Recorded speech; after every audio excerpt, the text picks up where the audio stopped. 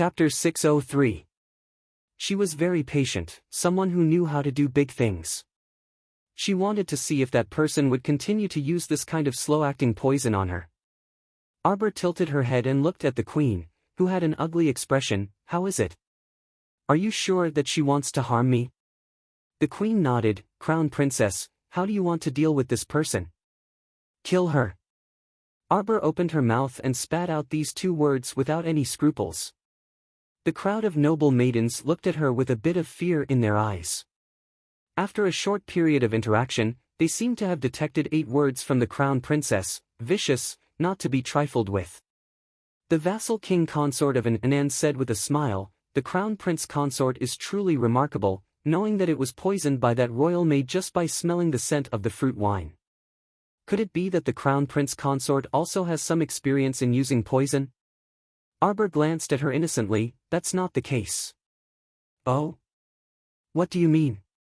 Princess Anam asked with a smile. "If the Crown Princess hit the nail on the head, then her luck is really too good. This person's actions are sneaky." Her hand kept trembling when she was pouring the wine. "I poured the wine to test her, but I didn't expect that she really poisoned it. I just don't know if the other wine cups were poisoned as well." Everyone looked at the palace maid who was pouring the wine with a face full of horror.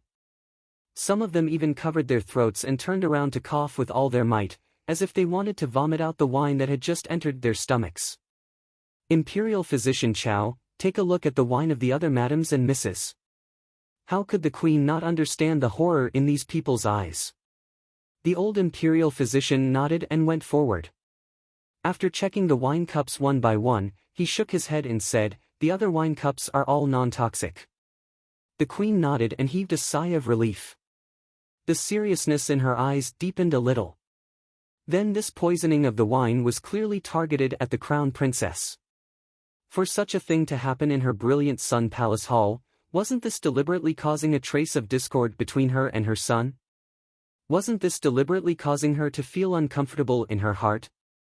"Crown Princess, this queen will definitely uphold justice for you in this matter and give you an explanation," the queen said in a low voice. Arbor nodded expressionlessly. She didn't expect the queen to be able to find out anything. In any case, poisoning her was just like scratching an itch for her. They could use soldiers to block, to water, to block, to use earth, to block of water. At this moment, the palace maid who was tossing and turning onto the floor was to toss and turn to slowly breathe. To prevent the queens to prevent a change to burn to the night. The queen to the queen of to the Crown Princess. To the queen to be to be to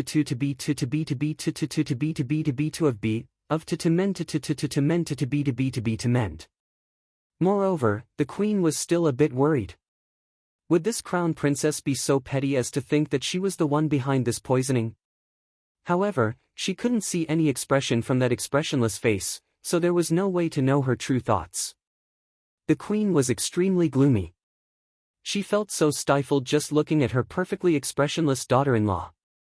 Consort Cheng had so many daughters-in-law, and which one of them wasn't gentle to their husbands and mothers-in-law? No matter how she looked at her daughter-in-law, she didn't have any expression. Just looking at her made her a bit angry. The small banquet ended abruptly. Before Consort Zheng was helped away by the servants, she coldly swept a glance at Arbor from the corner of her eyes. She gracefully walked out of the brilliant Sun Palace's main entrance in a pair of embroidered shoes. Not done yet. Chapter 604. The moment Arbor walked out of the brilliant Sun Hall, she was pounced on by a chirping Shaolin. "Sister, are you coming home with us today?" Jolin asked with a grin. "Your sister can't go back today." Arbor was just about to agree when she was interrupted by that hateful voice. She turned to glare at him. The Crown Prince quickly walked over and naturally reached out to hold her little hand. He turned to smile at Wei Ziqin. "Mother. Jojo still has to stay here for a few more days. Tomorrow, Lord Father will summon her, so there's no need to go through so much trouble. Mother, don't worry, I'll take good care of Jojo." This shameless person who was acting all familiar with her even called her mother in front of all the noble ladies who had yet to leave. Wei Ziqin was stunned, then she covered her mouth and laughed. After laughing, Wei Ziqin pulled her daughter's little hand. "Crown Prince, I'll leave after having a few intimate words with Jojo." "Okay, I'll wait here for Jojo." The Crown Prince smiled and nodded. Wei Ziqin pulled Arbor a little further away and walked under the eaves of the corridor. She whispered, "Daughter, you'll be of marriageable age in 3 months, so you're still young. Don't do anything out of line that will make mother worried, okay?"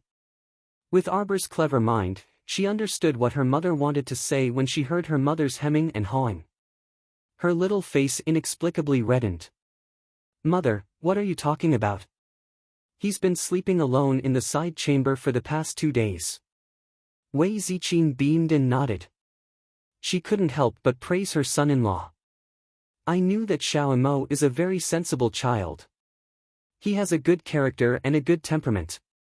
He's also handsome. Mother really didn't misjudge him.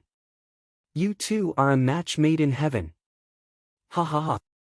Mother, please stop praising. I'm your biological daughter, aren't I?" "Good daughter, your performance in the main hall today was also. You should be more careful in the future. After all, she's the great king's imperial concubine. We still have to give her some face." Arbor snorted. "Those people aren't qualified for me to be careful."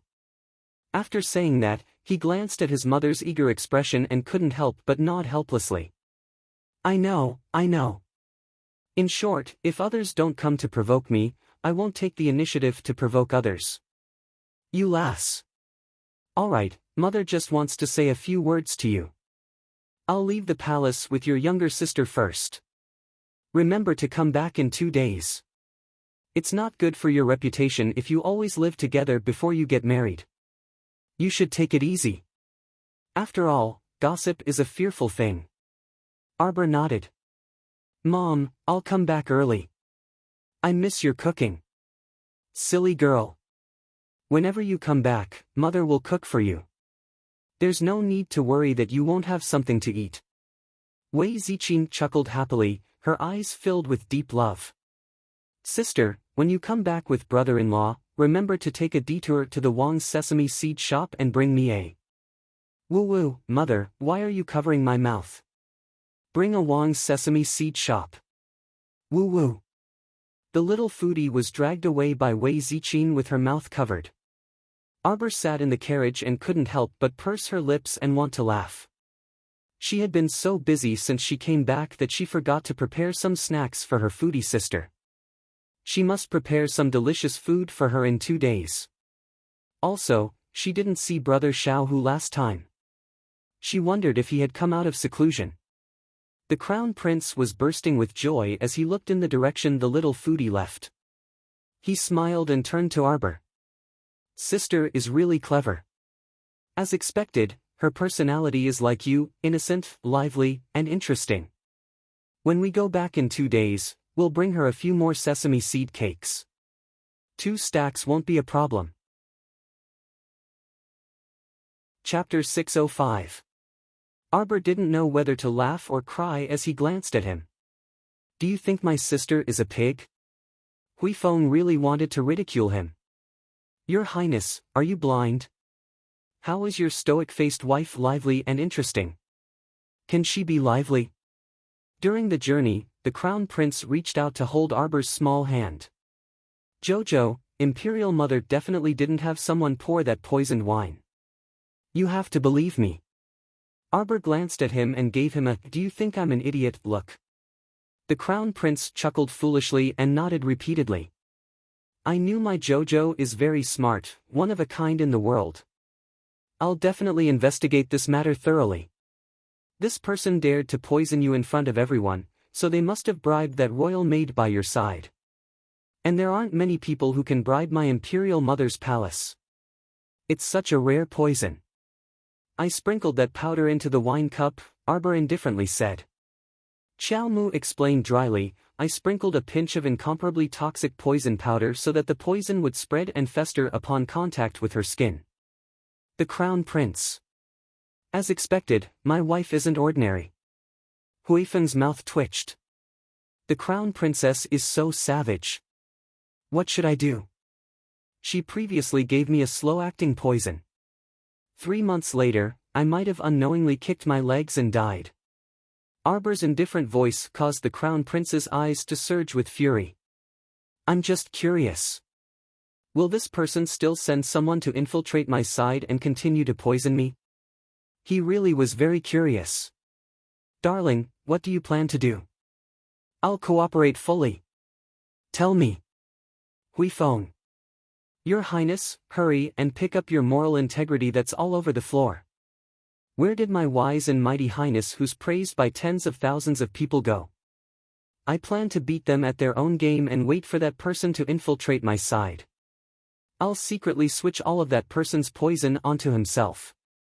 The Crown Prince reached out to lift her onto his lap and nodded repeatedly. Jojo, you're so awesome. Huifeng. Your Majesty Crown Princess, are you sure it's not because you're lazy and don't want to investigate, so you're saying things like waiting for rabbits to appear? By the way, I remember someone said last night that he would tell me a big joke when he comes back from the morning assembly. Arbor pursed his lips. The Crown Prince immediately understood and laughed in a low voice. Last night, I heard that Second Imperial Brother's residence was robbed. The whole night was chaotic. Second Imperial Brother fell down while trying to catch the thief, and his elbow was broken. Arbor pursed his lips. But today, when I saw his mother, Lu Fei, she was still smiling as if nothing had happened. How can he still laugh when his son is in such a sorry state? Huifeng. Her Highness the Crown Princess's choice of words feels a bit strange. The more interesting thing is tonight. Yesterday was just a warm-up. Did he think that he would be able to sleep peacefully today? Humph. The Crown Prince whispered a few words into her ear. Arbor's eyes suddenly widened, and she turned to look at the Crown Prince. What a fraud. Who could be his match? Jojo, isn't it funny? Mo Lien was all smiles as he hugged his little wife and shook her. Smile for me. Arbor turned her little head and faced him with the back of her head. Mo Lien chuckled softly. Just as he was about to turn the little fellow's head back, he saw a black shadow suddenly land next to the carriage and anxiously say, Your Highness, Madame Qiao and Second Miss were attacked at Dongshan Gate. Our men are already doing their best to fend them off, so they're fine for now. What? Arbor was alarmed, and the Crown Prince's expression also turned solemn. Chapter 606. The two of them were no longer in the mood to enjoy the snowy night along the way. They both jumped off the carriage and rushed towards Dongshan Gate at an extremely fast speed. Today, all the carriages of the noblewomen and noble ladies were arranged to pass through Dongshan Gate. Because Wei Ziqin spoke a few more words with her family's daughter, she came out a little later. The carriage followed Dongshan Gate's path, and there weren't many people under the decorated archway. As the snowflakes became heavier, the Wu family's carriage could be seen carrying their eldest young miss, Wu Xiaosu, slowly moving forward. Wu Xiaosu had the coachman deliberately slow down, waiting for Wei Ziqin's carriage to come up. Madame Qiao. Eldest young Miss Wu unhurriedly lifted the curtain and poked her head out to softly call out. Wei Ziqin also lifted a corner of the curtain and looked at eldest young Miss Wu. She nodded and said, Young Miss Wu, what's the matter? Madame Qiao, I'm really sorry. There seems to be a problem with my carriage's wheels. I wonder if you could give me a ride? Wei Ziqin glanced sideways and saw that the rear wheels of Wu Xiaosu's carriage were indeed a little crooked, as if they wouldn't be able to support a long journey. Young Miss Wu, we don't seem to be going the same way. Xiao Lin poked her head out and grinned at Wu Xiaosu. I see that your wheels are only a little crooked, so they should be able to run for a while. Your home isn't far from Dongshan Gate, so you should be able to hold on. Unlike us, we still have to go around to the North Gate. If we had to take another detour to give you a ride, my mother and I don't know how long it would take to reach home. The implication was that since young Miss Wu was so considerate, she shouldn't be so tactless as to do something so overboard. Wu Xiaosu didn't expect that this little girl's mouth would be so sharp, wanting to send her off with just a few words. Her face stiffened slightly, looking a little unsightly. That coachman jumped off the carriage at the right time and bowed to Wei Ziqing, saying, "Madam Chow, I originally didn't want to trouble you. But from this old servant's many years of experience driving carriages, these wheels really won't be able to hold on for long. Right now, it's freezing outside. If the wheels break and can't run, then our young miss will have to endure the entire night in the snow. Madam, please be so kind as to give our young lady a ride. This old servant is familiar with the roads in this area and can point out a shortcut for madam. I beg for madam's help." Wei Ziqing was a kind-hearted person and was about to open her mouth to agree. Xiao Lin exclaimed from the other end, "Aya." Her small face suddenly squeezed together and cold sweat dripped down from her head.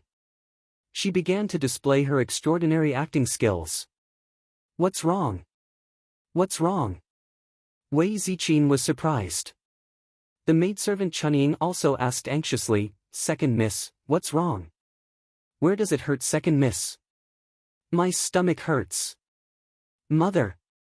My stomach hurts so much." Xiao Lin let out a trembling groan, and her entire body began to tremble. "Lin, don't scare your mother. Everything was fine just now. Why is your stomach hurting now?" "Mother, it must be the cold wind that blew in and froze me. Mother, let's go home quickly. My stomach hurts so much that I'm about to die." "Don't speak nonsense." Wei Ziqing patted the back of her daughter's hand, feeling sorry for her. She hastily stuck her head out and said to the coachman, "Hurry, hurry back to the residence." "Yes, madam."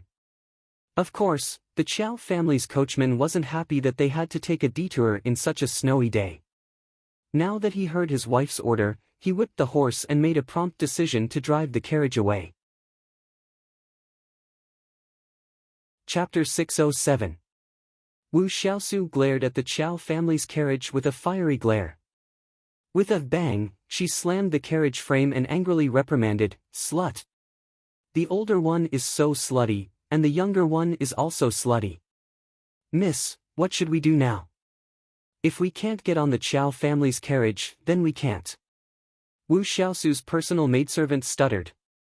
Wu Xiaosu slapped her across the face, causing her to cry out in alarm. She covered her face and hung her head, tears about to roll down her cheeks. "You're asking me what to do? What's the use of raising you bunch of trash? It's fine if you don't know how to come up with ideas, but now you're asking me what to do."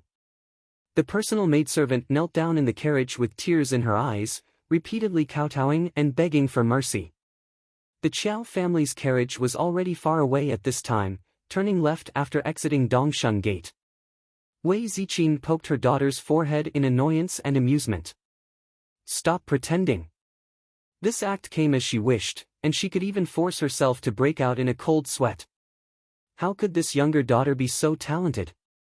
Xiao Lin stuck out her tongue and revealed a sweet smile.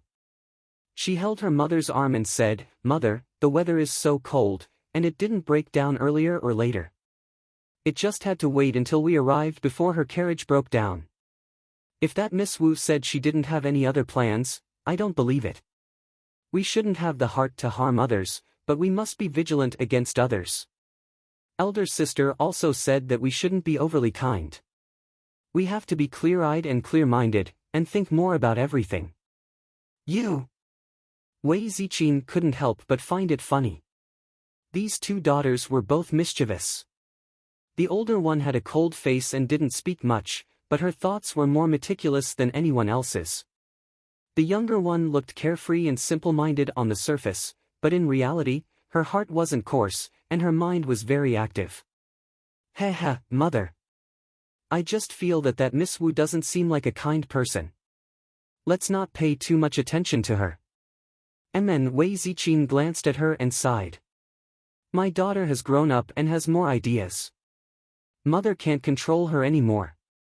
Xiao Lin giggled and hugged her mother's arm affectionately. "What are you saying, mother? Your daughter is very obedient." While the mother and daughter were chatting affectionately, a sword light suddenly flew over and chopped down on the carriage, instantly chopping off one of the shafts with a clang sound. The coachman couldn't control himself and rolled down from his position. Before he could make a sound, his head was chopped off by a flash of light in front of him. The mother and daughter duo grabbed Chunying and flew out of the broken carriage. The carriage that had fallen to the ground was instantly pierced by arrows like a hornet's nest. Chunying was extremely shocked. After landing on the ground, she hurriedly shouted, "Madam, second miss, quickly leave. Don't worry about this servant." More than a dozen adult men dressed in night clothes surrounded the mother and daughter duo. Their auras were very powerful. The moment they attacked, they fiercely attacked the two of them. "Chunying, step back." Xiao Lin's eyes darkened. At this moment, a sharp glint faintly bloomed in the eyes of the 11-year-old girl. Wei Ziqin waved her sleeve to block one person's attack, and she looked at the newcomers with a slightly dark expression. "Who are you? You actually dare to attack an imperial court's madam in front of Dongshun Gate? Do you not want to live?" The dozen or so night walkers didn't say anything. They only surrounded Wei Ziqin and her daughter and launched attacks without any regard for their lives. Among these dozen or so people, one of them was a level 9 mystic cultivator with extremely vigorous mystic energy. Wei Ziqin, a mere level 3 mystic cultivator, and Xiao Lin, a level 4 mystic cultivator, naturally weren't his match. Chapter 608. As the attacks gradually intensified, the night pervaded. Two agile young men in black suddenly jumped into the encirclement. Accompanied by two tiger roars, two enormous mystic beasts pounced forward and bit the palms of the two night walkers, doing their best to tear them apart. The night walkers merely grunted and didn't make any sound. "Madam Qiao, hold on. We've already sent people to inform the Crown Prince and Crown Princess. Don't panic." The young man who spoke blocked in front of Wei Ziqin with his sword, completely blocking a level 5 mystic cultivator's attack. Among these people, apart from that level 9 mystic cultivator, most of the others only had level 5 or level 6 cultivation, and half of them were body cultivators around the 6th layer. It was naturally more than enough to deal with Wei Ziqin and her daughter's level 3 and level 4 cultivation, but it was completely insufficient in front of a level 10 mystic cultivator. Those two young men led their mystic beasts and quickly cleared a path out of the encirclement. They protected the mother and daughter pair and were about to charge out of the encirclement. Suddenly, their bodies tensed up as if they sensed something, and they abruptly looked up. That level 9 mystic cultivator took out two white beads the size of pellets from his bosom. With a cold snort, he abruptly flicked them at the two young mystic cultivators. "Madam Qiao. Second miss, quickly move aside." The two young men each grabbed one of the mother and daughter pair and scattered to the left and right. Boom, boom, boom. The sound of the level 11 mystic energy beads explosions tore apart the silent night and alarmed nearly half of the capital's citizens. Because the two young men wanted to protect Wei Ziqin and her daughter, their internal organs were impacted by the mystic energy beads explosions. They coughed several times, and blood flowed out of the corners of their mouths at almost the same time. The level 9 mystic cultivator's ghostly figure appeared in front of one of them and struck that young man's back with his palm. Taking advantage of the young man flying out, the level 9 mystic cultivator seized Wei Ziqin from his hands and struck the back of her neck, causing her to faint. "Mother!" Xiao Lin tightly clenched her fists with reddened eyes. The level 9 mystic cultivator suddenly raised his sleeve and shot an arrow in her direction. That sleeve arrow swiftly arrived in front of Xiao Lin in the blink of an eye. The level 10 mystic cultivator youth's expression chilled, and he swiftly raised his hand to control that sleeve arrow with mystic energy, causing it to explode in front of his eyes with a bang. Then, his expression changed slightly as he cursed in his heart. The sleeve arrow was smeared with poisonous powder. After such an explosion, the wind blew and scattered the powder, causing his body to tremble slightly. The two mystical beasts were just about to pounce forward and bite him, but because they had inhaled a mouthful of poison powder, their forehooves slipped and they suddenly fell to the ground. The level 9 Mystic Cultivator saw an opportunity and swiftly scuttled to this level 10 Mystic Cultivator youth's side. He struck the youth's chest with his palm again, and his firm fingers grabbed Xiao Lin's pulse and exerted force. Jolin furrowed his brows in pain. Cold sweat dripped down his forehead as his body fell limply to the ground. The remaining 7 or 8 Nightwalkers swarmed forward in a well-trained manner. They separated the unconscious mother and daughter and carried them into 2 prepared carriages. Bai Hin, who was driving the carriages, berated twice before driving the carriages to the left and right to separate the mother and daughter and take them away. When the Crown Prince and Crown Princess rushed over, they saw the 2 carriages separating left and right as fast as lightning, and their hearts instantly skipped a beat. "Your Highness!" 2 black-clothed youths scrambled up from the ground and stumbled as they ran to them. They separately escaped to Huabei Gate and Jinan Gate. Chapter 609. Mo Lien and Arbor looked at each other, nodded in tacit understanding, and then split up to chase after the carriage. The dozen or so hidden guards whistled and followed closely behind Arbor. Arbor's eyes were already burning with raging flames.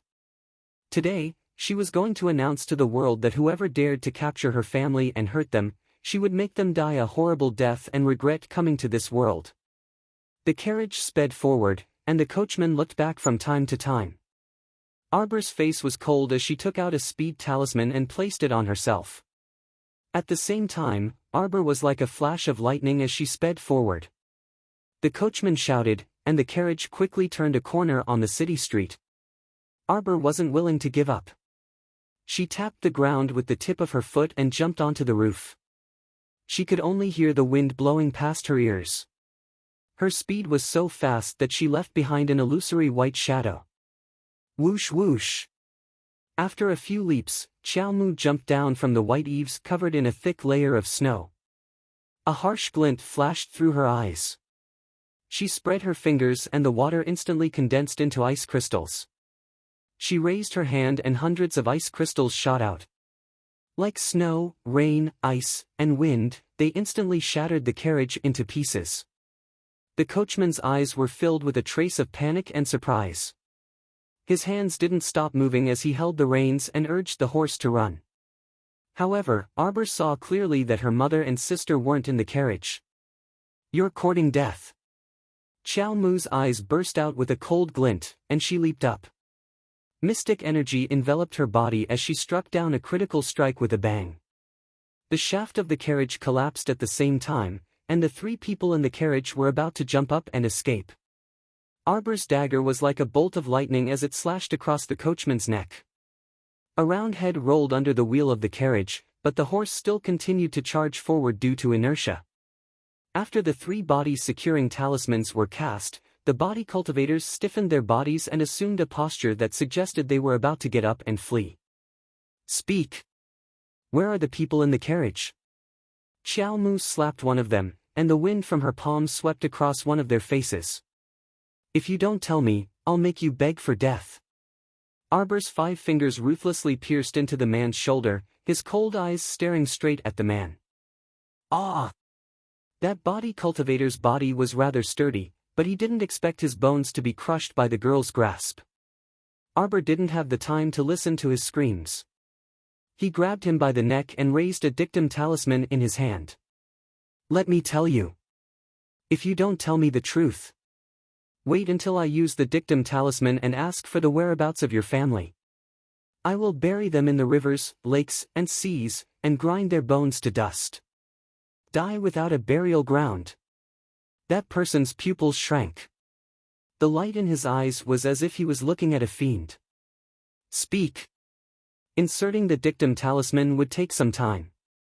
What she lacked the most now was time. She needed to know the whereabouts of her mother and sister. Now was the time. She couldn't wait another second.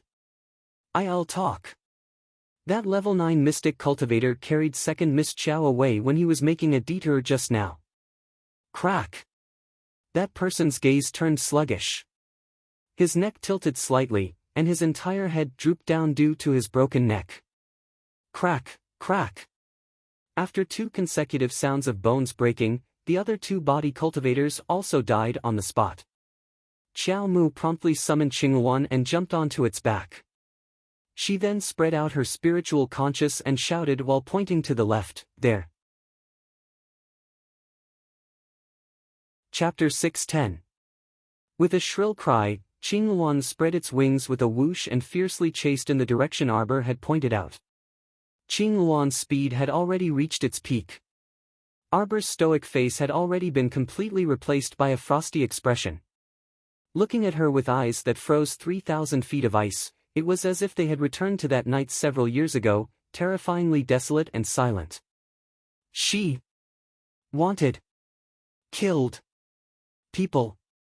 She wanted to skin them alive and kill them without a doubt. Shriek! Qingluan swooped down from the sky, already locking onto a running target. That person was carrying Shaolin, and dashing at an extremely fast speed.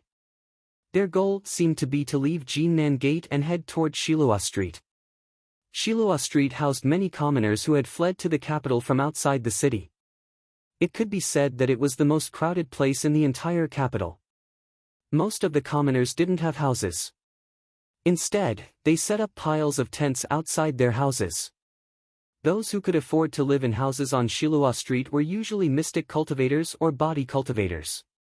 If this guy ran into Shilua Street with his little sister and blended into the pile of tents, it would be troublesome to find them. Arbor hooked his lips in a sneer. He had already stood up from Qingluan's back and jumped down, slapping the immobilization talisman in his hand towards that person's back. However, once the immobilization talisman was activated, that person's body actually only swayed slightly before immediately continuing to run forward with nimble movements. She was about to cross Shilua Street's decorated archway and enter the tent area. Arbor's gaze hardened as he used his spiritual conscious to launch a swift and violent mental attack. Although she had yet to enter the spiritual realm, her mystic conscious had already advanced to spiritual conscious. The range of her spiritual conscious application was much wider than her mystic conscious. Not only could she infiltrate other people's inner worlds and clearly see their mystic veins, she could even launch an invisible attack. Under her spiritual conscious identification, the other party's cultivation was already clear as day. So it's a level 12 mystic cultivator who used an aura-concealing talisman to disguise herself as a level 9 mystic cultivator. Arbor snorted coldly. His spiritual conscious had already infiltrated the other party's conscious and inflicted a lacerating injury. Ah! That mystic cultivator clearly didn't expect Arbor to have such a method. His conscience felt as if it had been ruthlessly struck by someone, and it almost started to shatter from the root. This made him flustered, and his grip loosened, causing Shaolin to fall to the ground. Xiao Mu's figure abruptly shot up and flitted past her younger sister. She directly tossed her backwards, directly throwing her to the several hidden guards that had followed closely behind her. "Don't interfere."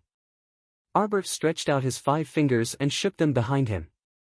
His eyes were filled with severity as he coldly gazed at the level 12 mystic cultivator in front of him. "Such a beautiful snowy night, let's not disturb the commoners of Shilua Street. Life isn't easy. Don't cause trouble for others." After saying this, she actually pulled out an extremely thin vine from her sleeve and coldly looked at that mystic cultivator. "Since I can't use a dictum talisman on you, then forget it. I'll use some other methods to make you speak." That person couldn't help but let out a snort of laughter. "Little girl, you're quite arrogant. Unfortunately, I don't know if you'll have the life to return to your eastern palace alive." "Is that so?" Arbor's lips curled into a meaningful sneer. She abruptly swung the vine in the direction of the level 12 mystic cultivator, aiming straight for his face. At the same time, Arbor used another spiritual conscious attack. Using 2 spiritual conscious attacks in a short period of time had already reached the limit of her spiritual conscious usage. Because she wanted to end the battle quickly. Chapter 6:11. Under the impact of Arbor's spiritual sense, the level 12 mystic cultivator's conscious rapidly crumbled. His head throbbed with pain, and he was about to topple to the ground. His gaze was horrified, and he inwardly cursed. His fingers had already fished out 2 mystic energy beads from his inner world. Would Arbor give him the chance to use the mystic energy beads? The vine twined around the level 12 mystic cultivator's wrist like a living creature. It didn't seem to exert much force, but a crisp crack was heard. That level 12 mystic cultivator's pupils contracted, and he simply looked down at his wrist that had been snapped by the vine in disbelief. How? How was this possible? How could a thin and soft vine break his wrist in a matter of seconds? Was this still the body of a level 12 mystic cultivator? The 2 mystic energy beads were nimbly swallowed by the vine and completely turned into nourishment for Chocho. This level 12 mystic cultivator would never have imagined that this vine was actually a clone of the sapling Chocho.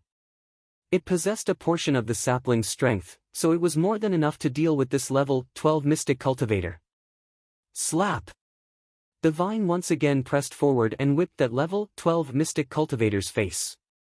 He could even hear the crisp sound of his cheekbone cracking. It seemed like his cheekbone had completely shattered. No! He tried his best to regulate his chaotic breathing and pacify his unbearably painful conscience. But Arbor wouldn't give him time to catch his breath. The vine whipped the level 12 mystic cultivator's limbs and face more than a dozen times in a row. The last hit directly sent that person's eyeball flying out of its socket.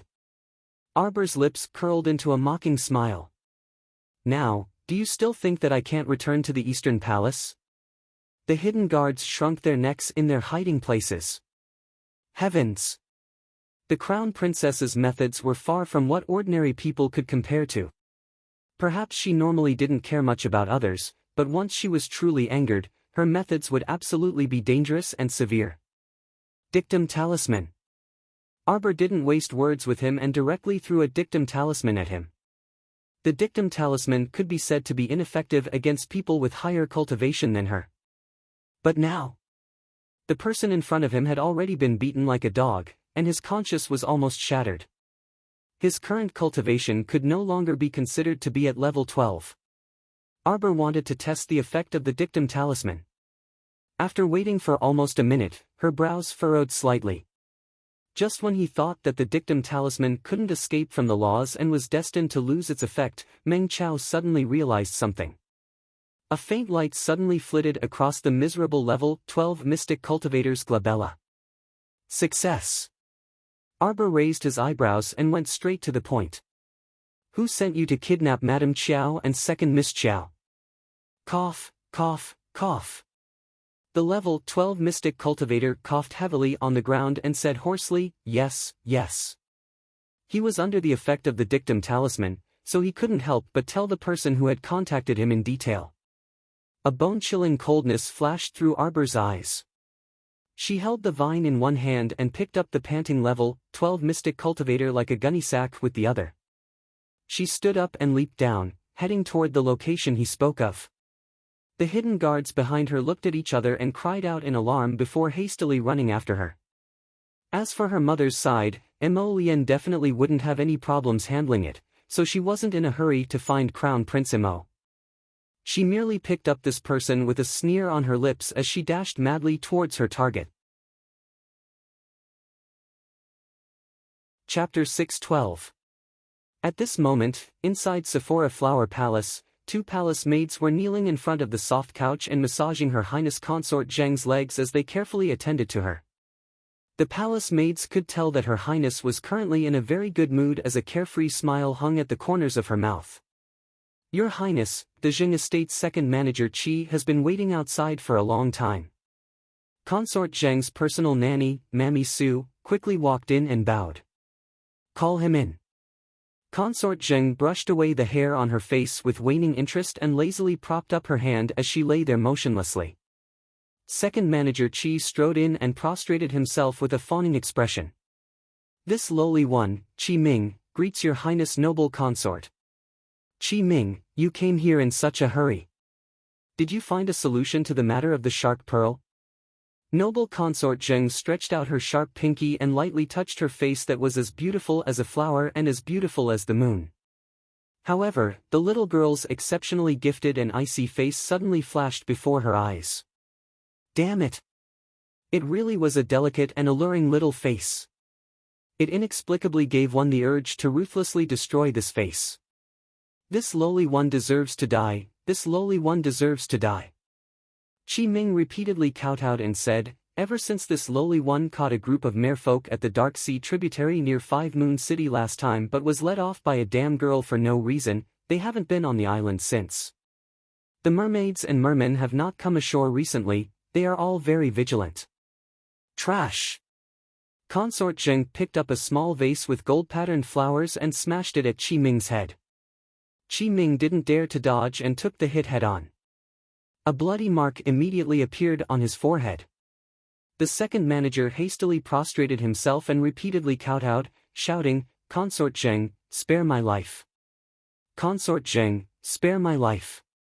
Xiao Xiao still has something to report. Speak. Consort Zheng was so angry that her head hurt. She felt extremely uncomfortable when she thought about how she didn't have the shark pearl powder to nourish her face. Yes, yes, yes. This lowly one came today because this lowly one heard a piece of news from the people. It was said that a merchant's family had obtained a rare beautifying pill. After taking it, it can improve the quality of the skin. The effect is very magical. Consort Zheng's brows twitched slightly, and she waved at Qi Ming. Qi Ming crawled forward like a dog, laughing heartily. He leaned in front of Consort Zheng and whispered to her about this family. Noble Consort Zheng was already paranoid about her own beauty, so upon hearing that it was a pill that could improve her skin, her entire face lit up. Ever since she saw that fresh and tender little girl, she was quite dissatisfied with her body that she was so proud of. He always felt that his delicate skin was completely incomparable to that young lady's. That young lady's skin was truly delicate and natural. She did not apply anything. Because of this, it made him feel even more jealous and hateful. The beauty that she had been pursuing all her life had been completely trampled on by a little girl of 14 or 15 years of age in a single encounter. Qi Ming, if you can handle this matter well, I'll give you a piece of my mind. I will definitely reward you handsomely. Noble Consort Zheng's lips curled up in satisfaction as she smiled charmingly. This lowly one will not hesitate to go through water and tread on fire for Imperial Consort. Imperial Consort, Imperial Consort. A palace maid hurriedly ran in. Seeing that Qi Ming was present, she couldn't help but hesitate. Consort Zheng glanced at Qi Ming and waved her hand. You may leave first. Do your job well. Yes, this lowly one will take his leave. Qi Ming smiled flatteringly and hurriedly got up and tactfully left. Chapter 613. Your Highness. That palace maid eagerly came forward and sang her praises. This servant just received a message. The crown princess traveled through the night and seems to be carrying something. She's heading towards the reverend chamber of the two priestesses at an incredible speed. It looks like she's in a very aggressive mood. Consort Zheng was slightly stunned and blurted out, that fast? I don't know if Priestess Huang will be able to handle it. The palace maid pursed her lips. TCH, if she can't even handle a little girl, then just let her be. Consort Zheng still couldn't help but frown. She doesn't know how to handle things at all. Fortunately, your highness is quick-witted and removed yourself from this matter. I doubt that Priestess Huang would dare to speak carelessly. The palace maid smugly tugged at the corner of her mouth. Go to the reverend chamber again and investigate the situation. Yes, this servant will go right away. The palace maid walked out the door with small steps. Your highness, if you let that girl Kaling go to the reverend chamber to investigate, wouldn't it be bad if she coincidentally bumped into the crown princess? Mammy Su said in a low voice. Humph. A little girl dares to be impudent in front of this consort? It's all that Priestess Huang's fault for not knowing how to handle things properly. She was caught so quickly. Consort Zheng was completely in a bad mood and kicked away the two palace maids who were massaging her legs. The two palace maids were barefaced and submissive. Their hair was coiled into two buns and they weren't wearing any ornaments or accessories. Consort Zheng walked over to the table with her slender, half-exposed legs. An old mama supported her slender, jade-like hand as she walked towards the table. Suddenly, she stopped in her tracks and shouted at a palace maid who was passing by, "Stop!" The palace maid was holding half a painting in her hands and walking past with a smile on her face. Her young face without any makeup instantly burned Consort Zheng's eyes. Noble Consort Zheng glanced to the side, and Nanny Su sighed faintly on the side. Two eunuchs, who were like wolves and tigers, walked over and clamped down on that royal maid's arms. Ignoring that royal maid's screams, they dragged her outside. The half-drawn scroll in the palace maid's hand fell to the ground with a crash. Her eyes widened in fear, and her small mouth was suddenly covered by a eunuch's palm. She moaned as she was dragged to a small room at the side. A cold light flashed through Consort Zheng's eyes. She reprimanded arrogantly, "You must be up to something if you dare to laugh so lowly. Cut off her little face and feed it to the wild dogs." Woo woo. The palace maid didn't even have the chance to beg for mercy before two eunuchs grabbed her by the arms and covered her mouth, dragging her to a small room to be dealt with. Soon, ear-piercing screams could be heard from the small room. Not long after, two vicious eunuchs dragged out the palace maid whose face was completely unrecognizable. There was not a single piece of flesh on her face that was intact. They threw her directly onto a broken cart and dragged her out of the palace. "They're all sluts." Consort Zheng pinched her fingers and curled her thin lips. Did they think that there would be a second shrew like Yunyang who would take advantage of loopholes? They all need to be taught a lesson. This consort's head hurts a bit. Help me to rest. Noble Consort Zheng swayed her slender waist as she gracefully walked into the bedchamber with Nanny Su's hand, who was silently bending her waist, holding onto it. However, she didn't know that the consequences of Darling Qiao, that jinx, being stepped on by someone's tail were quite serious. Chapter 614. Two Jia Yuans lived in each of the east and west rooms of the classics reverence chamber.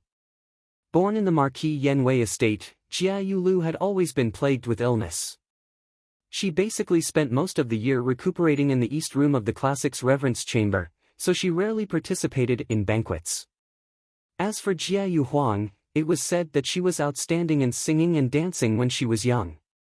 Otherwise, she wouldn't have received the great king's favor and been conferred the title of Jia Yu as a mere county magistrate's daughter.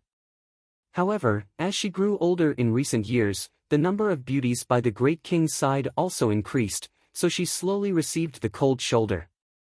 When Arbor first heard the level 12 mystic cultivator mention the classics reverence chamber's old nanny, she didn't have the slightest impression of her. She was also baffled when Jia Yu Huang was mentioned. She had never interacted with this Jia Yu before, nor did she have any enmity with her. Was her brain damaged to kidnap her mother and younger sister at Dongshan Gate? She absolutely didn't believe that there was no one behind this. Going to the classics reverence chamber to find Jia Yu Huang was one reason, and forcing the instigator out of her mouth was another. She only had these two objectives. She still wanted to escape unscathed after touching her mother and younger sister. That was truly too naive. It was already 10 minutes into the night. The two masters of the classics reverence chamber had also washed up and planned to go to bed. But at this time, a loud noise came from the west room's roof. The sound of falling tiles and bricks instantly broke the silence of the night. Jia Yu, who had just laid down on the bed, quivered and abruptly sat up. For some reason, ever since she accepted the work arranged by Her Highness the Noble Consort, her heart had been in turmoil, and her eyelids hadn't stopped twitching the entire night. At this time, hearing the loud noise from the eaves, she was somewhat stupefied and hastily shouted toward the outer courtyard, someone quickly come. Go and see what happened." Bang! A ball-shaped person was kicked in from outside and rolled several times on the ground. Her head hit the wooden clothes rack in the bedroom and she cried out in pain. Her eyes rolled back, and she was about to faint. Who dares to trespass into this Jia Yu's bedroom? Jia Yu Huang put on a brave front and climbed down from the bed. She angrily shouted, her eyes wide open. Dong! Accompanied by a muffled groan, a heavy object fell to the ground. Arbor's small face slowly emerged from the dim light.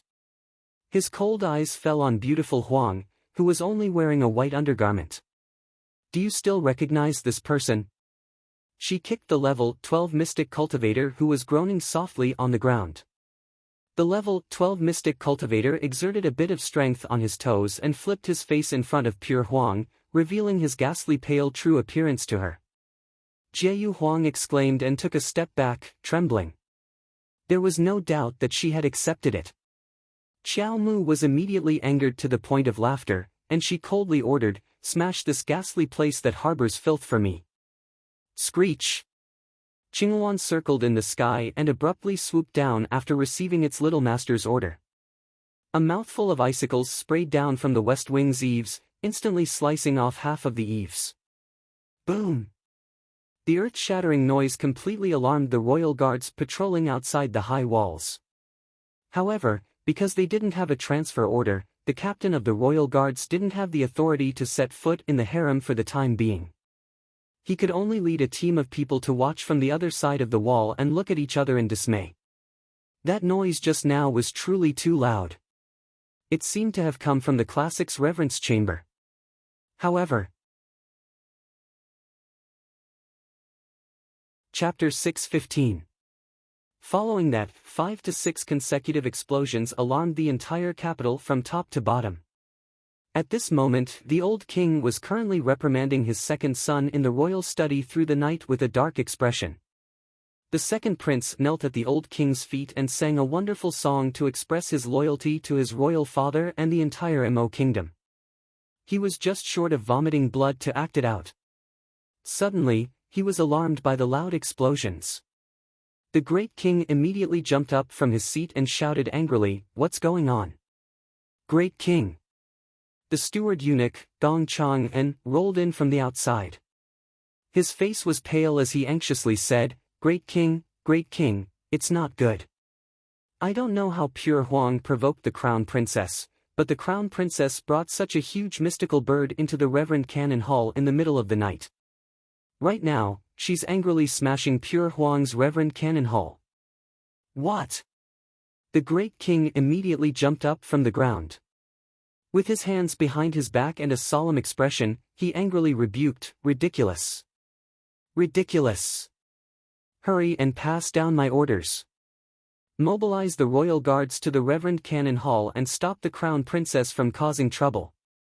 Father! The second prince felt that he hadn't finished his performance yet, but he saw his father leave with a solemn expression.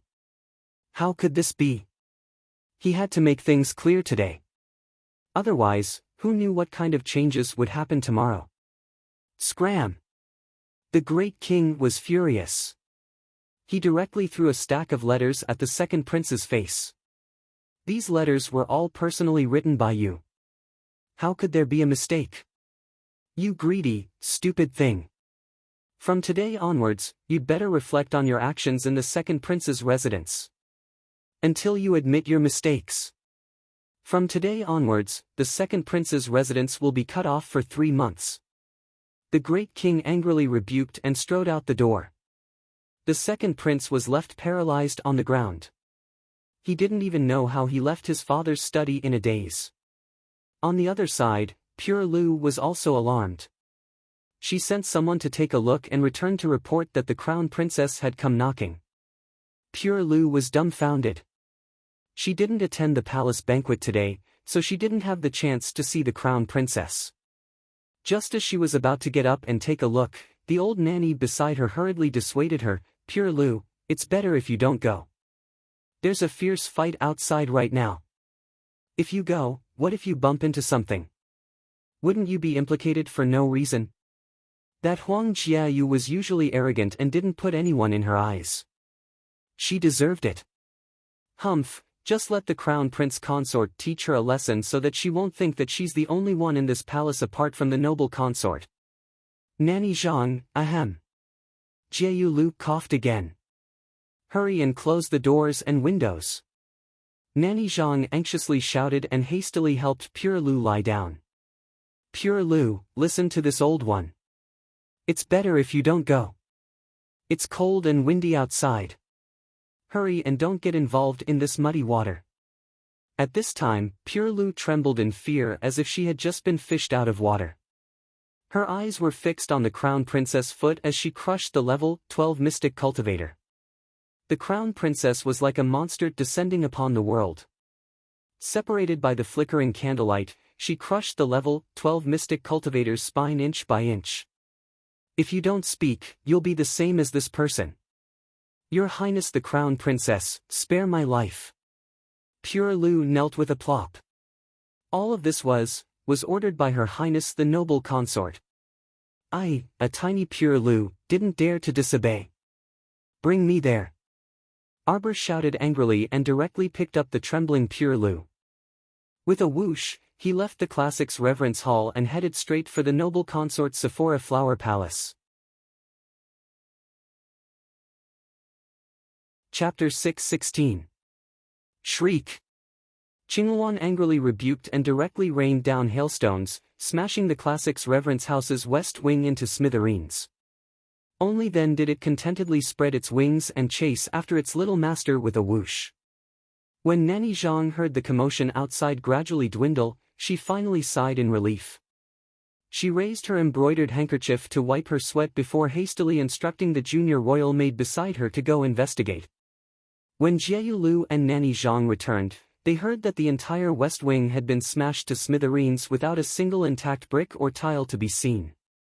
The two of them looked at each other in bewilderment, completely at a loss for words. Arbor carried Jieyu Huang in one hand and that level 12 Mystic Cultivator in the other as he made a beeline for Sephora Flower Palace. There were actually 7 to 8 junior royal maids guarding Sephora Flower Palace's entrance, and the posture of a noble consort was quite proper. How could Arbor pay attention to them? He directly leaped over the wall with the person in hand. Who dares to trespass into Sephora Flower Palace? A burst of mystic energy directly shot up from the ground towards her. Ha! Arbor sneered. With a flick of his sleeve, he swept this mystic energy away. With a boom, it slammed into a stone stool in the small garden, immediately blasting a small and exquisite stone stool into smithereens. The expression of the royal maid who attacked turned apprehensive, and her entire body involuntarily shuddered. Mammy Su had just helped Consort Zheng lie down when Consort Zheng knitted her brows and shouted, "Who's making a ruckus outside?" Bang! A loud noise rang out. The 4 doors of Sephora Flower Palace's bedchamber were simultaneously smashed open by an enormous burst of mystic energy, turning into piles of rotten wood that fell to the ground in disarray. Consort Zheng's eyes widened as she abruptly threw off the cotton blanket covering her body. Just as she ran barefoot off the bed, she was met with a gust of cold air. You! Impudent! Consort Zheng's entire body trembled as she stared wide-eyed at the young lady striding over. The young lady's ice-cold appearance was like a jade statue carved in this snowy night, without the slightest hint of a smile on her face. Bam! How could Xiao Mu care about noble Consort Zheng's hooting? She went up and directly kicked her backwards. Consort Zheng was caught off guard. Her hair was disheveled as she was kicked to the side of the bed. She stumbled and missed a step. She sprained her ankle and almost fell to the ground. With great difficulty, she reached out to hold the edge of the bed and bent over. Her pretty face was flushed with anger and her eyes were filled with rage. It was as if blood was about to drip out. Crown Prince Consort, you are too daring and presumptuous. Noble Consort Zheng shouted furiously, her entire body trembling non-stop from her fury.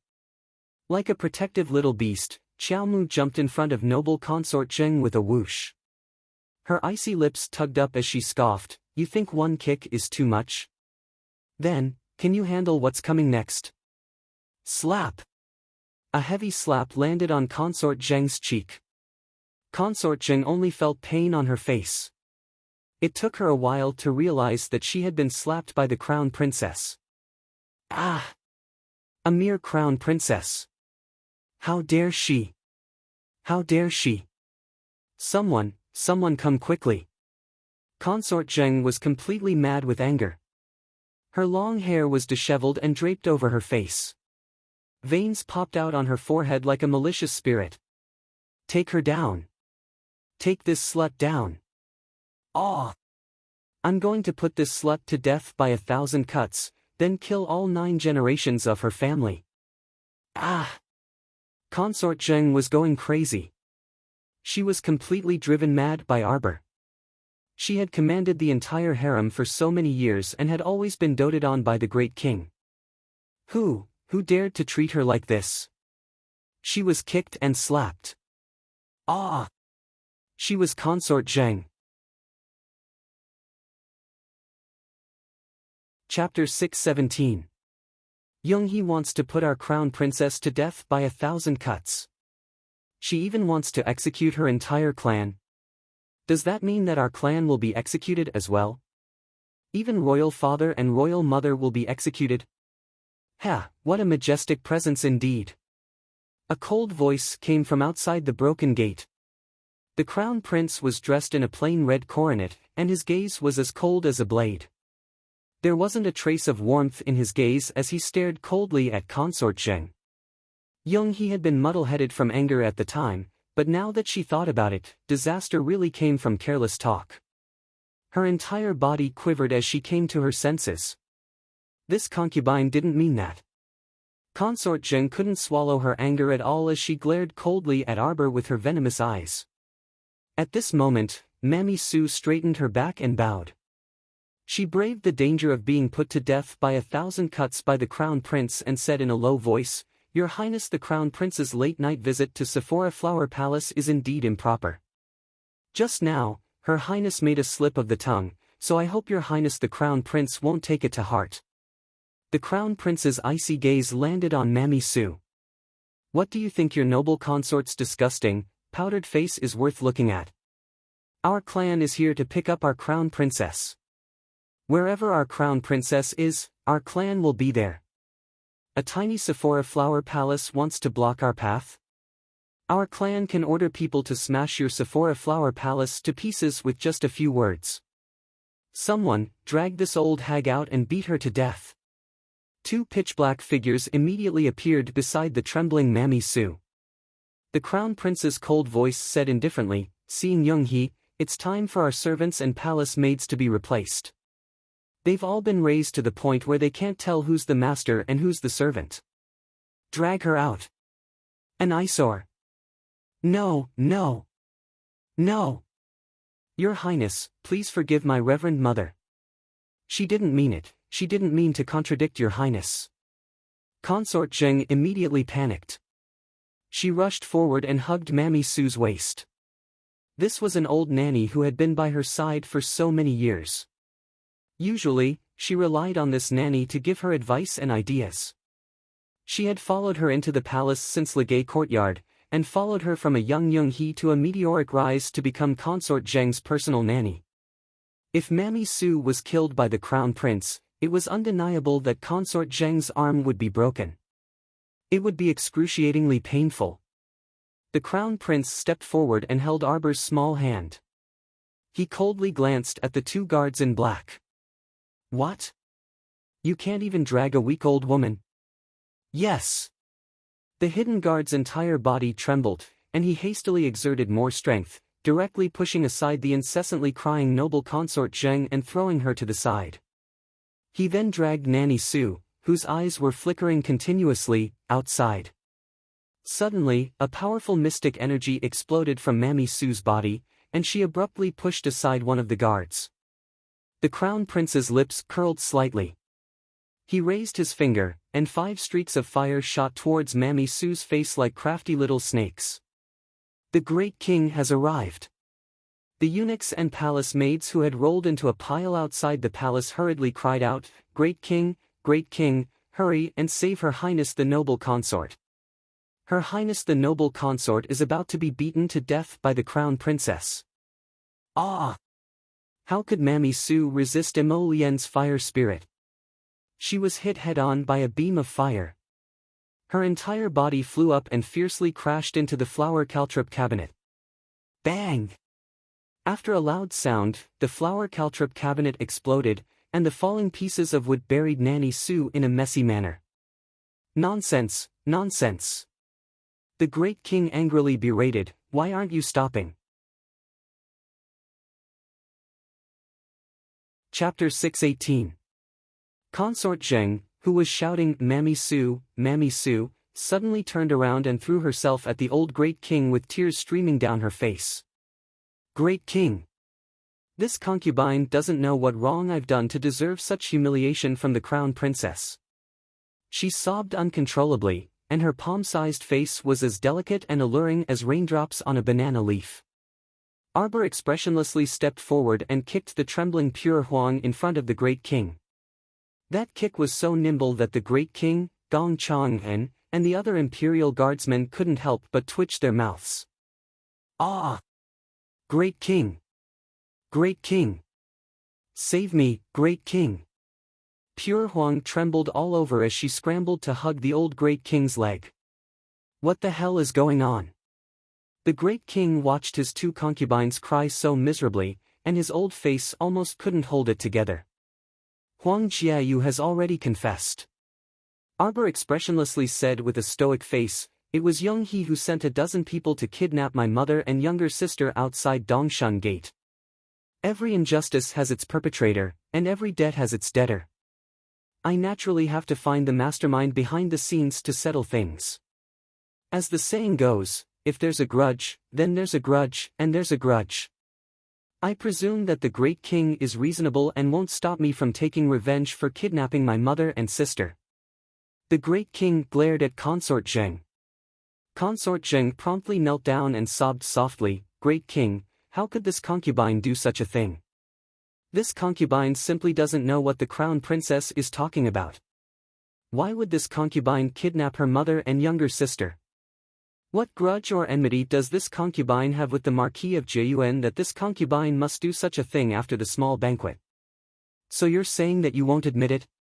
Xiao Mu coldly curled her lips as she swept her gaze towards the uncontrollably trembling Pure Huang. "I didn't do anything. Even if you are the high and mighty crown princess, you can't force this concubine to admit to something I didn't do." Noble Consort Zheng insisted that she hadn't done it before, so she couldn't help but sneer in her mind. "This little lass still wants to fight with me. This time, I'll let you know that it's useless to just open your mouth and bite. Can you produce any evidence?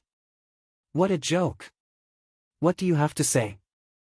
The great king's face darkened as he glared at Huang Jiayu.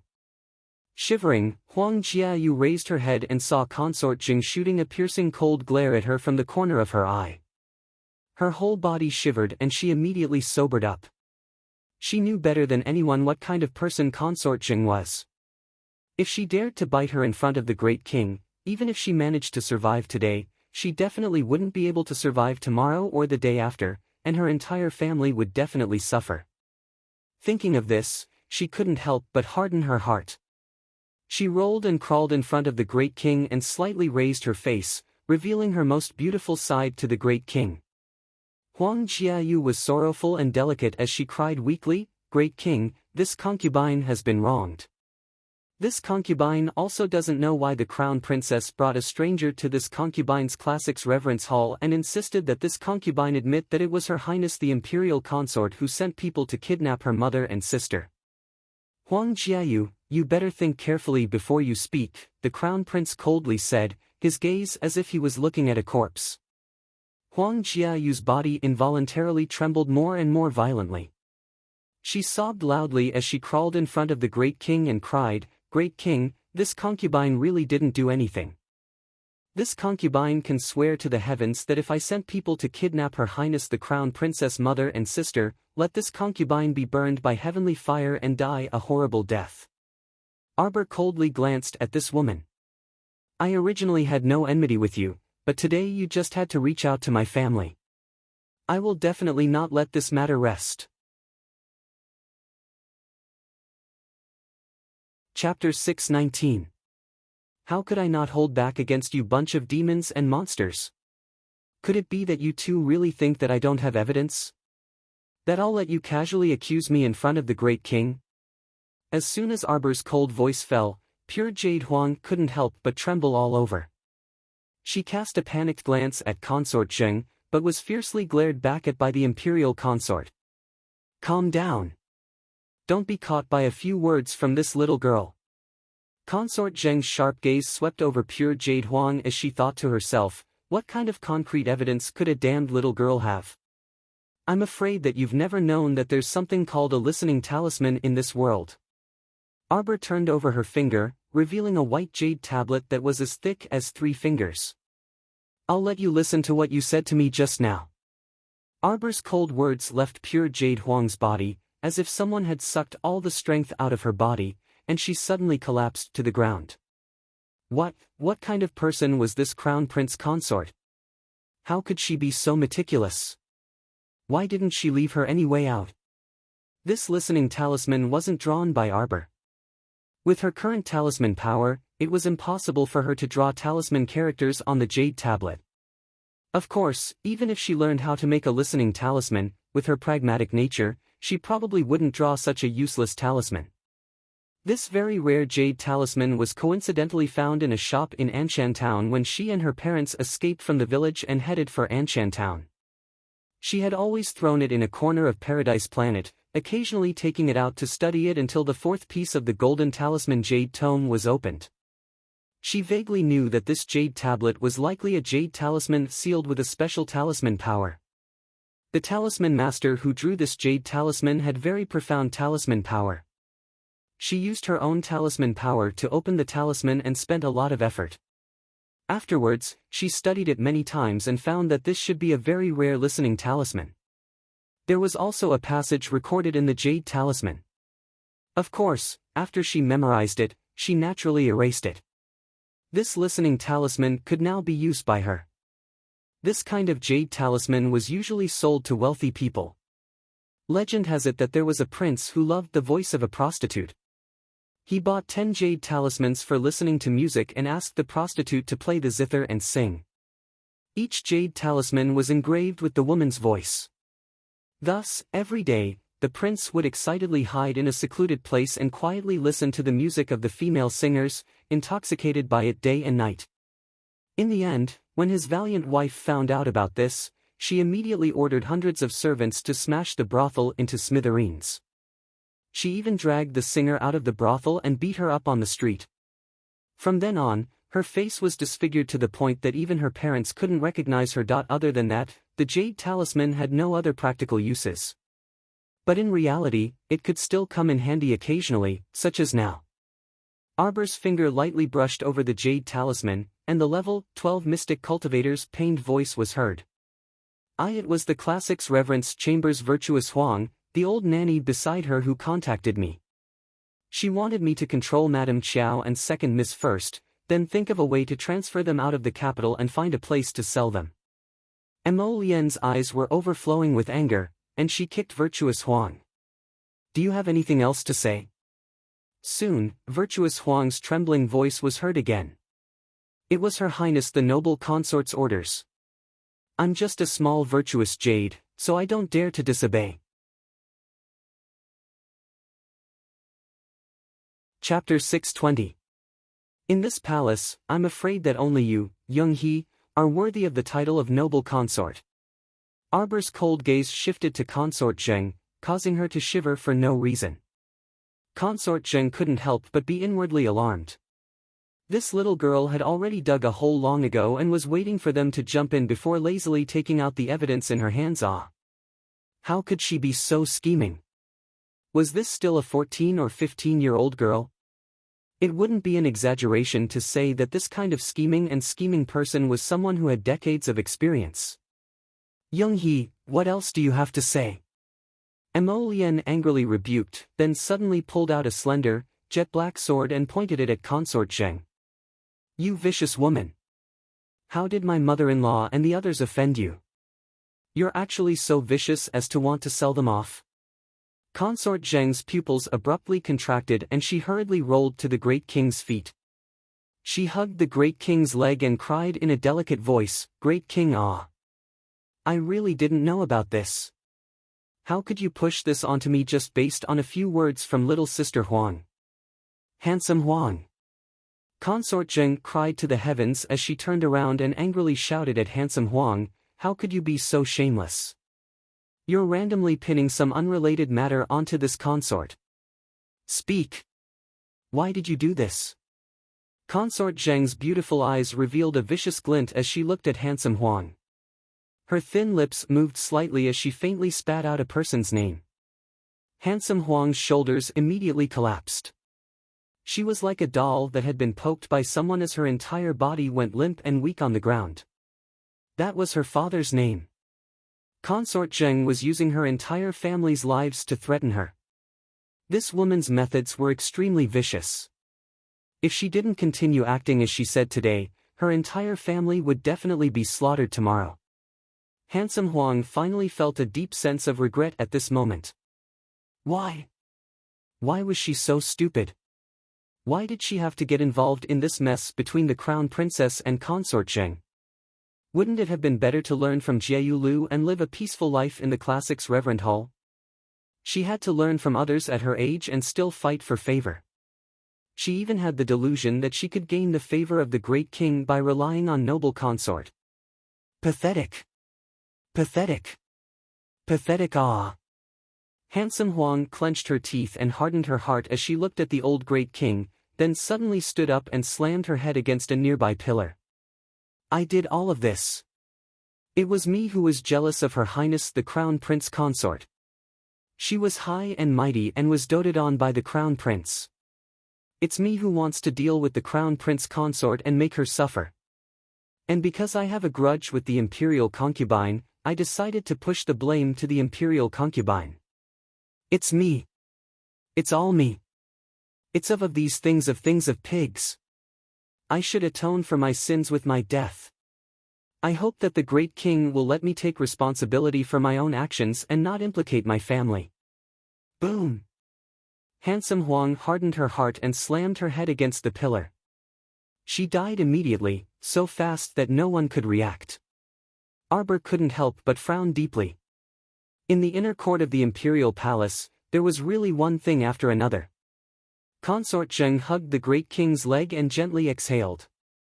She stole a glance at Arbor, her bright red lips slightly raised as she gave Arbor a provocative look. All of a sudden, Mo Lian abruptly moved, and the long sword in his hand slashed towards noble Consort Zheng's neck without any explanation. Consort Zheng was so scared that her face turned pale.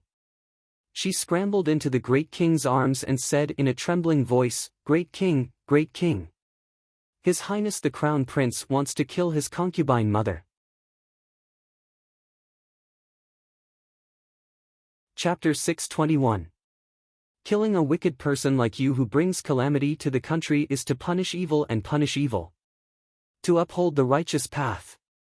Mo Lian's sword was already at Consort Zheng's neck like a bolt of lightning. Consort Zheng shrieked and squeezed desperately into the great king's arms. She felt a chill on the back of her head, and when she touched it with her hand, she realized that a strand of her hair had been severed by the sword chi.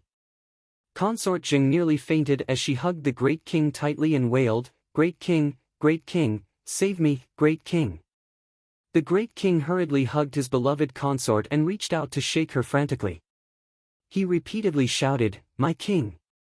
My king, oh, my king! Mo Lian's expression darkened as she coldly glared at her old father who was blocking her. Move aside. Everyone. Great Crown Prince, there's something wrong with your tone. My king.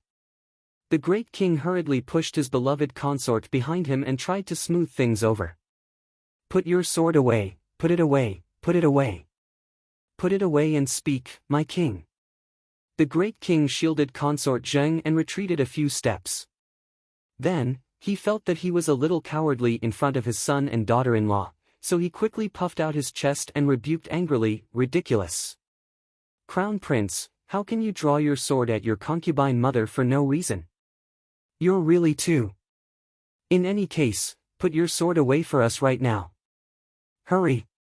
Seeing that Mo Lian was unmoved, the great king couldn't maintain his composure any longer and hurriedly ran forward. Mo Lian could only put away his sword with an indescribable expression when he saw this muddle-headed royal father of his who was charging straight into his sword. My king.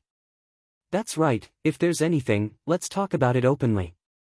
We're all family, so there's nothing to hide. The great king heaved a sigh of relief and turned to look at the crown princess, whose expression was bone-chillingly cold and without a trace of warmth. Cough. The great king was at a loss for words as he looked at her expressionless face. With great difficulty, he organized his words and said in a low voice, "Crown princess, you've seen it for yourself. Huang Jiayu has already admitted her guilt. She admitted that she sent people to kidnap your mother and sister and slandered the imperial concubine. This matter has nothing to do with my beloved concubine, so let's just drop it." Arbor coldly glanced at the great king and walked out without saying a word.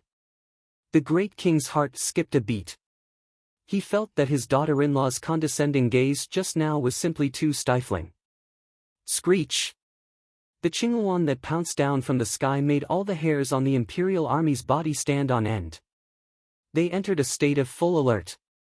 "Smash this filthy place for me!" Qiao Mu shouted angrily. Qingluan suddenly spat out a mouthful of frost towards Consort Zheng's bedroom. Suddenly, like a hailstorm, all of it rushed down.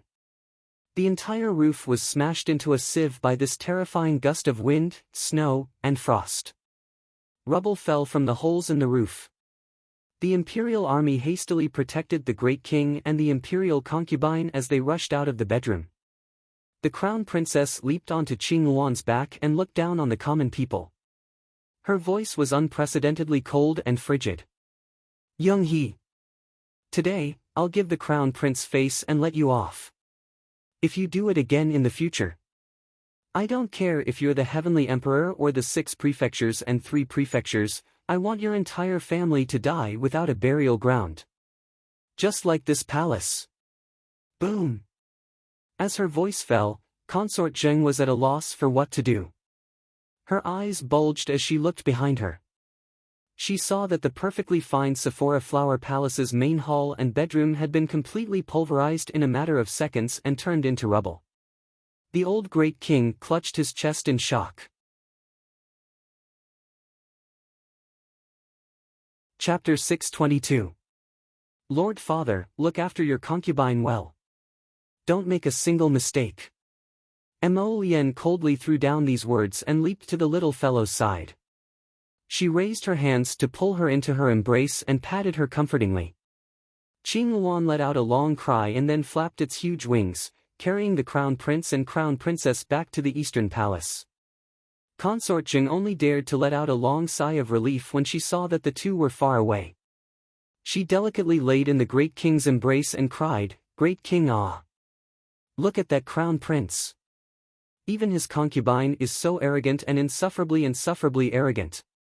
He doesn't put Qinxie in his eyes at all. That's how that couple tortures me, their concubine mother, ah! Woo, great king, you have to uphold justice for Qinxie, ah! Great king!"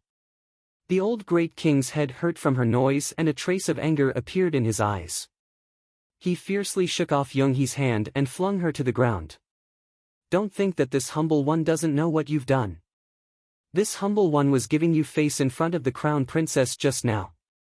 The old great king angrily reprimanded, "That Huang Jiayu is clearly one of your people. You still won't admit it? Look at what kind of foolish thing you've done. Ah! Why did you go and capture the crown princess's mother and sister for no reason? Ah! You're just looking for trouble. If it wasn't for little 15's sake, this humble one wouldn't have bothered to save you just now. This humble one just doesn't want little 15 to lose her mother's care at such a young age. Great king! I'm innocent, ah! Great king!" Consort Zheng cried until tears fell like pear blossoms, her delicate body trembling. She walked a few steps on her knees and knelt in front of the old great king as she cried, "Great king! No matter what, Qinxie is still the crown prince and crown princess's concubine mother. How can they treat me like this? Disrespecting one's concubine mother is unfilial. The crown prince and the crown princess were the role models of the world, the people of the crown prince and crown princess. How could they disregard etiquette, justice, integrity, and honor and do this to their stepmother, ah? Ah, great king, Qinxia's reputation has been completely swept to the ground by the crown princess's antics. How am I supposed to help Her Majesty manage the 6 palaces in the future? Then there's no need for you to help. The great king waved his hand and shouted angrily. In an instant, Consort Zheng's voice was drowned out. She raised her teary eyes and stared blankly at the old great king, as if she didn't understand what the old great king meant. Men, draft the decree. Madame Zheng did not respect the crown prince and was spoiled and rude. Due to her immoral conduct, she will be demoted to Consort Zheng from today onwards. She was stripped of her right to manage the 6 palaces and temporarily handed it over to He Jiaoyi. I hope that Consort Zheng will properly repent in the palace and not take half a step out of the palace without our orders for a month. After saying this, the old great king turned around in a huff and was about to leave. Consort Zheng almost fainted on the ground, but Mammy Su, who had hurried over, supported her body. Consort Zheng wept to the heavens as she hugged the great king's leg and repeatedly shouted, "Great king, great king. Please retract your orders, great king. Qinxia knows her wrongs, great king.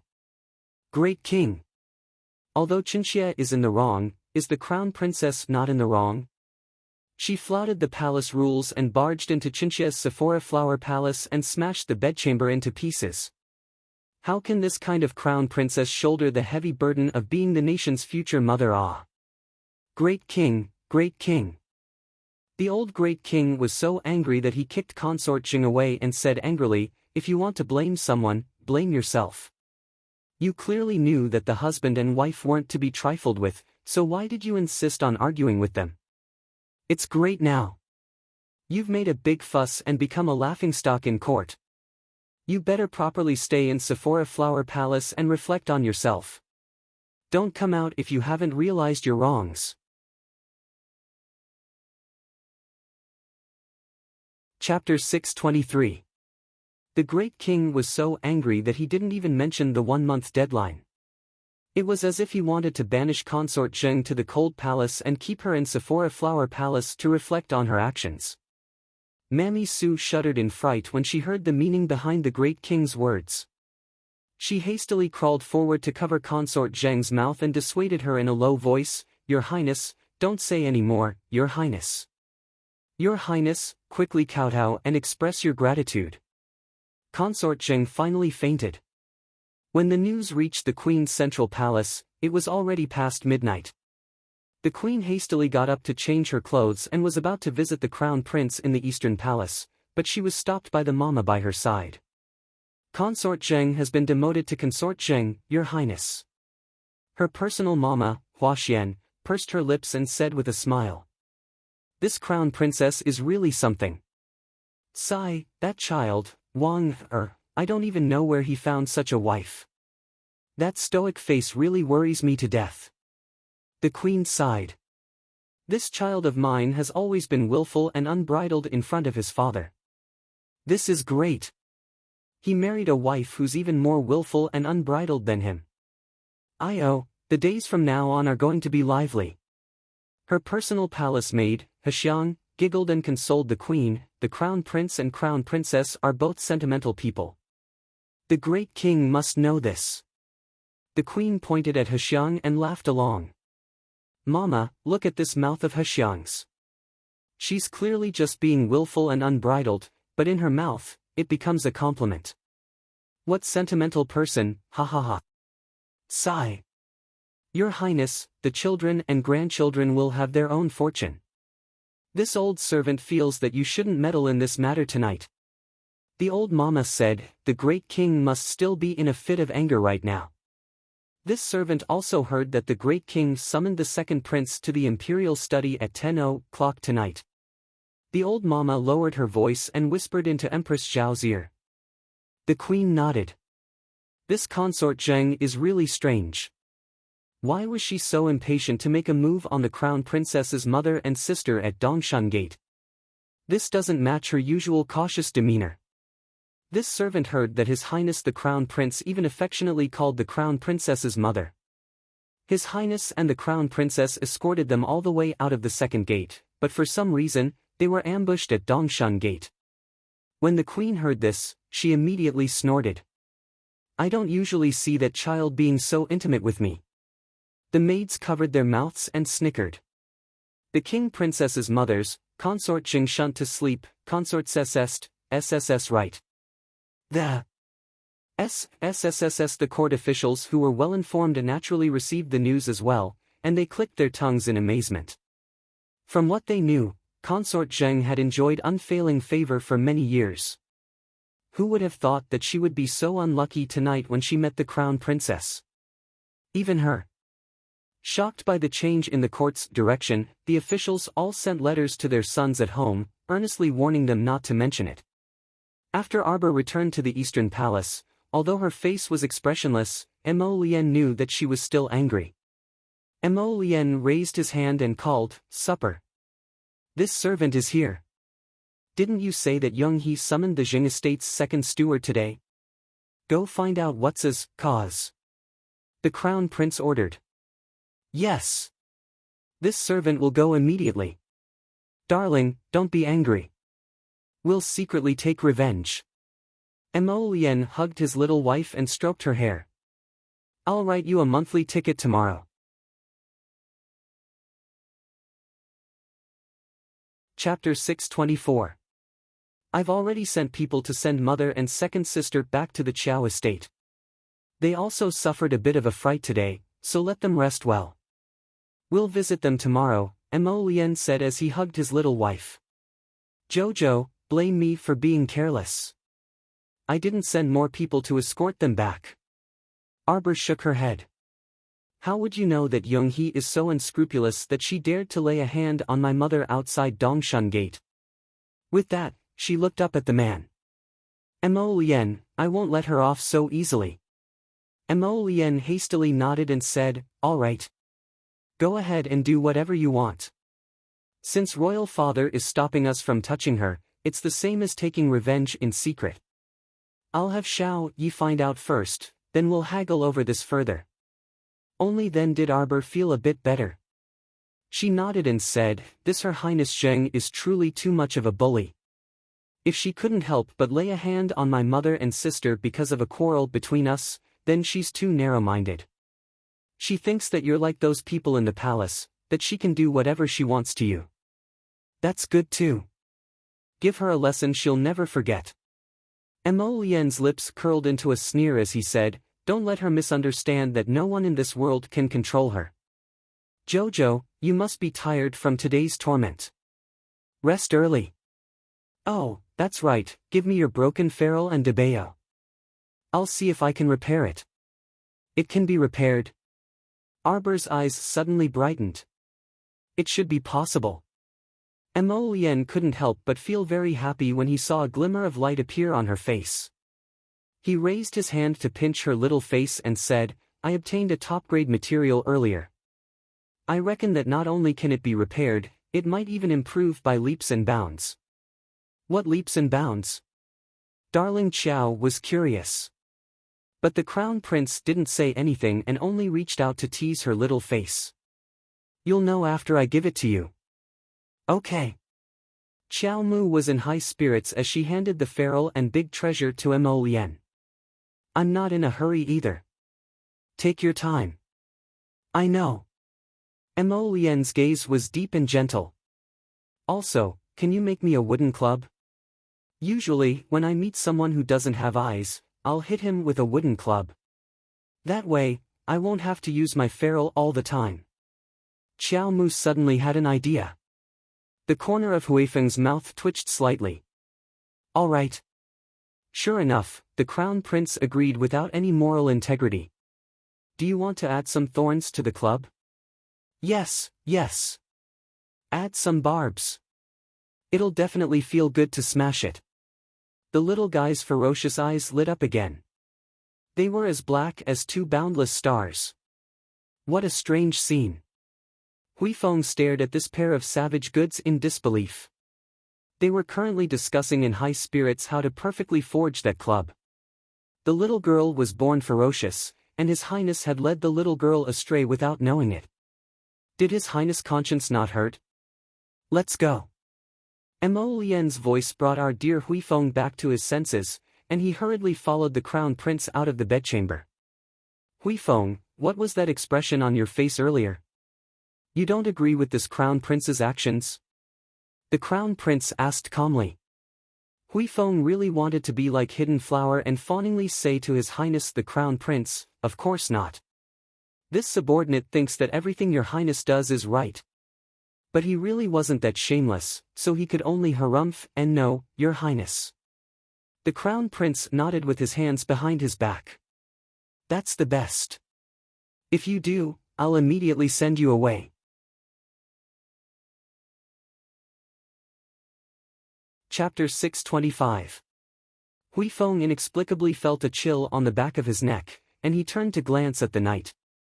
It must be because the night wind has gotten stronger. Your Highness, are we still going back to the study? Mo Lian turned to glance at the slightly dimmed light in the bedchamber and sighed at the night. Tough life. Who knows when I'll be able to openly enter the room? Your Highness. Huifeng was too embarrassed to ridicule His Highness when he saw how reluctant he was to part with her. My lord, it's just one night of not seeing the little miss. You'll report in on time tomorrow morning. Do you have to make it look like a parting of life and death? Ah, pooh. There's no parting of life and death. Let's go. Mo Lian listlessly stuffed her hands into her sleeves and pitifully turned to leave. Cold winds blew the entire way, and her back was bleak as she stumbled across a thick layer of snow. Huifeng couldn't help but twitch his mouth as he thought, what am I acting for? The little miss isn't even here. You're acting so well, and the little miss can't see it at all, so she definitely won't keep you. How is the study inconvenient for you? With your cultivation, you can reach the study in 3 seconds if you fly normally. Yet you have to walk like a tortoise, so you have to stagger through the snow. The small bedroom in the study has already been filled with bathing water, filled with charcoal, and brewed with hot tea. What's missing from you? Not long after Mo Lian left, a crack opened in the bedchamber's window, and Darling Qiao's large eyes peered out from the crack. A trace of snow drifted into her eyes as the cold wind of the snowy night blew. So cold. She narrowed her eyes slightly and closed the window before hopping onto the bed and covering herself with the blankets again. However, she couldn't get the crown prince's pitiful back view out of her mind. If it's still snowing too late tomorrow, shouldn't she chase him to the study to sleep? It shouldn't be a problem for him to stay the night, right? She wondered if the study was warm or not. This was his bedchamber to begin with, but she had taken over the magpie's nest the moment she came. Tomorrow. Our dear Qiao Mu hugged the blankets and turned over, curling up and falling asleep in a daze. Early the next morning, Arbor was woken up by a series of squeaking noises. He opened his eyes and was momentarily at a loss. 3 thumb-sized black-winged butterflies fluttered towards her. They're back. Qiao Mu immediately opened her blankets and sat up, somewhat sober. Little master, little master.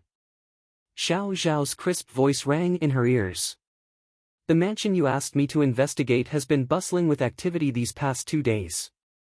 Hurry up and tell me, Arbor urged as he put on his clothes. That family has been making a ruckus since the night before yesterday, Xiao Xiao said briskly. First, a thief broke into the mansion and snuck into the study to steal something. He was caught red-handed. Last night, there was even more drama going on. A group of people came to the mansion, saying that they got the news and wanted to catch the big thieves. The one who stole from the study? Yes, that's him. But is it that easy to search the second prince's residence? Arbor was stunned. The residence that she had asked Butterfly to keep an eye on was the second prince's residence. That official who went to investigate was really arrogant. He said that the big thief stole something from the imperial concubine and came to investigate after getting wind of it. Without any explanation, he searched that person's residence from top to bottom. Xiao Xiao smiled happily.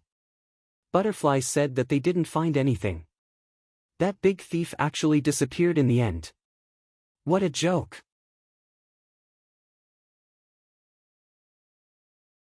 Chapter 626. Arbor's small hand paused in the middle of wiping her face. But she heard that the unlucky second prince had already been detained last night. Xiao Xiao chirped, in that whatever prince's study, they found a large stack of letters. Oh, they even caught someone. As they were speaking, Mo Lien walked in. Seeing that Arbor was already up, she couldn't help but walk over with smiling eyes. You're up so early. Why aren't you greeting anyone? It's not like I can't take care of myself, Arbor muttered and finished wiping her small face. Mo Lien pulled her over. I'll comb your hair. You know how to. No, I'll learn. Forget it. Don't mess around. Arbor hurriedly wanted to call Xiaoyao, but Mo Lien pulled her over to sit on a small round stool in front of the mirror. Jojo, it's snowing heavily outside today, and some roads are closed. Let's wait for the snow to stop before going back tomorrow or the day after. It's snowing heavily. The little fellow tilted her head and looked outside, but she couldn't see clearly through the heavy beads and brocade curtains. He turned her small head back and straightened it in front of the mirror, then he combed her hair twice in a decent manner. It's windy and snowing heavily, so let's not go out. Mo Lien casually combed her hair into a homey hairstyle. Looking at it in the mirror, it actually looked quite decent. How is it? The man couldn't help but feel a little smug.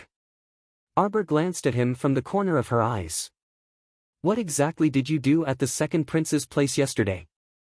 Is that notorious bandit the day before yesterday related to you? How could I be related to that notorious bandit? Mo Lien looked innocent and was even a little indignant when talking about this matter. That notorious bandit is quite famous on Sikong planet. He's called Thief Sage Ding Ting Ding or something. He can steal anything from his target. Arbor couldn't help but twitch her mouth. What Ding Ting Ding? I'm the one who's talking about that. Mo Lien simply reached out to hug her and rubbed her head with a grin. It's not Ding Ting Ding. It's Ding Ting Ding. He sat at the table, dipped his finger in the tea, and wrote 3 words. Oh, what did Ding Ting Ding do to make the crown prince so disdainful? Mo Lien giggled, hugging her little fellow as she laughed. This Ding Ting Ding almost ruined my plans. I sent someone to put something in second brother's study. Let's write letters. The little guy rolled his eyes. Ah. You already know. Mo Lien looked down at her. Who knew that Ding Ting Ding had been hiding in second brother's study all this time? Later on, he even deliberately got caught by second brother. Doesn't that mean he witnessed you finding someone to frame the second prince? Arbor's face suddenly turned serious. Mo Lien smiled. What do you mean by framing me? Those letters are real. It's just that he wasn't in the study before. Second brother has colluded with a descendant of the West Chou kingdom and hid him in the second prince's residence. Later on, Lord Gu found him and caught him red-handed. This can't be wrong. That Lord Gu, how did he happen to receive the news and rush to the second prince's residence? Arbor glanced askance at the crown prince. I just had someone leak the news that Ding Ting Ding was in the second prince's residence. Naturally, someone couldn't sit still and jumped out for me, the crown prince said with a smile. Xiaoyao came in with a row of junior royal maids to set the table. When she saw her 2 masters stuck together again, she couldn't help but cover her mouth in secret amusement. Ding Ting Ding really ran away. He's very good at running. The crown prince harumphed, his expression displeased.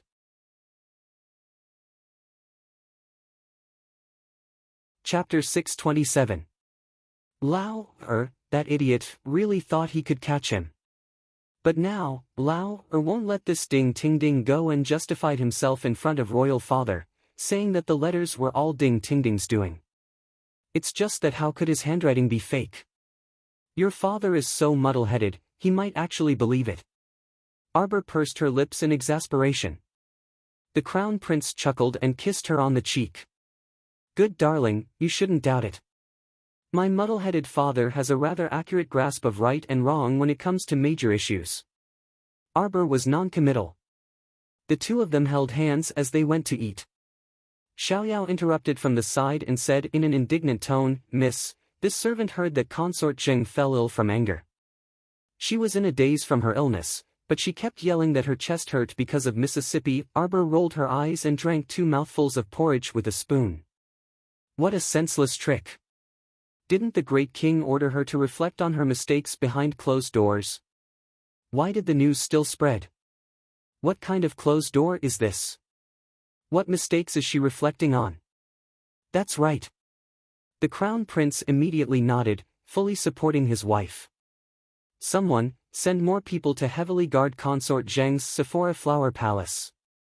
If you continue to spread false information, I will hold you responsible. Reflecting on her mistakes behind closed doors is such a light punishment, and it's all thanks to your muddle-headed father for punishing her.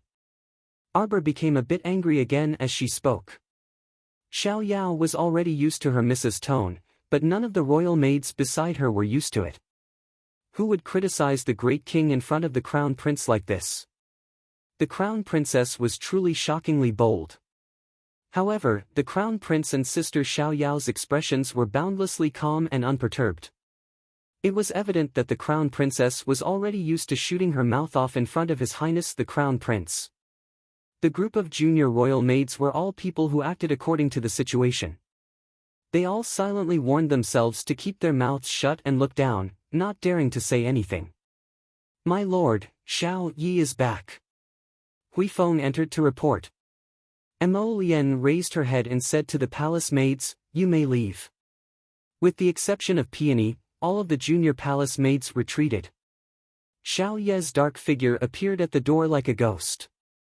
He knelt on one knee and bowed, "Greetings to the crown prince and crown princess." "Get up." The crown prince asked anxiously, beckoning him over. "How's the investigation going?" "Just as your highness expected." Xiao Yi said seriously, "The second steward of the Zheng estate wouldn't come to the Three Treasures Palace for no reason. He's here to offer medicine to Consort Zheng. It's said that a merchant family obtained a beautifying pill. Now, the second steward of the Zheng estate should be plotting how to get his hands on it. The Zheng family has always been ruthless." The crown prince frowned. "It's just a tiny beautifying pill. He wouldn't go so far as to kill an entire family for it, right?" Arbor disdainfully pursed his lips. Hui Feng and Xiao Yi both discreetly glanced at the crown princess, only to feel that the little girl's eyes truly revealed a thick sense of disdain and mockery. That was because she looked down on this beautifying pill, right? "It's hard to say, crown princess. The Zheng estate's actions have always been ruthless, just as your highness said. In order to curry favor with Consort Zheng, they'll do anything," Xiaoyao hastily said. "Mo Lian, I have a way to secretly retaliate against this young he."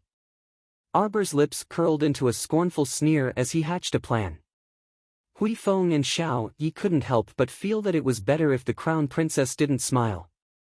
This stiff sneer that tugged at the corners of her lips caused chills to run down her spine.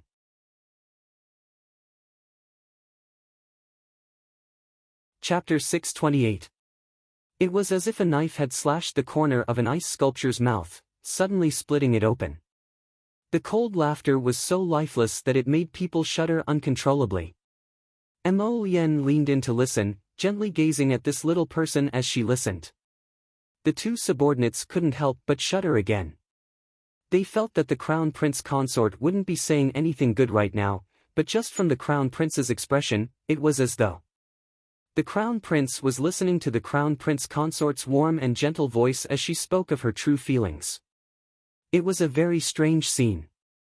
After saying that, the two of them looked at each other and continued to eat happily, not caring about the mood of their two subordinates who were looking at each other.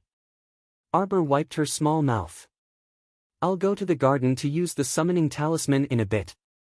Ever since she summoned Weak Chicken, it was useless no matter how she tried. She couldn't summon any ferocious beasts. Thus, she suspected that the summoning talisman couldn't summon an unlimited number of beasts. Perhaps it was related to her own talisman energy. For example, after she summoned a strange permanent Qinghuan as a beginner talisman practitioner, she might have already reached the limit of her talisman practitioner level. Thus, if someone else used the summoning talisman she made and summoned a beast higher than her current intermediate talisman practitioner level, they might not have the chance to summon anything else. Even if she gave that person a bunch of summoning talismans, it would be useless. She used to naively dream of summoning a bunch of beasts and leading them to crush the enemy. Now, it looked like it was purely a dream. "It's snowing heavily outside, little master," Xiaoyao couldn't help but say. "It's fine, it'll only take a while." Arbor shook her head. "Although it's snowing heavily outside, the scenery isn't bad. Let's go together after eating," Mo Lian said with a smile. The two ate breakfast around a small stove in the Eastern Palace's bedchamber. On the other side, Qiao Zhongheng, Su Jiao, and Granny Niu had already holed up in the rundown temple for more than 3 days. This was poles apart from Su Jiao's original plan of Qiao Zhongbang begging and kneeling to invite elderly lady and their family back to the Marquis' estate in less than 3 days. It could even be said that Su Jiao couldn't understand why Qiao Zhongbang was so heartless this time. Granny Niu and her family huddled in front of the bonfire. Their tattered jackets couldn't block the wind at all.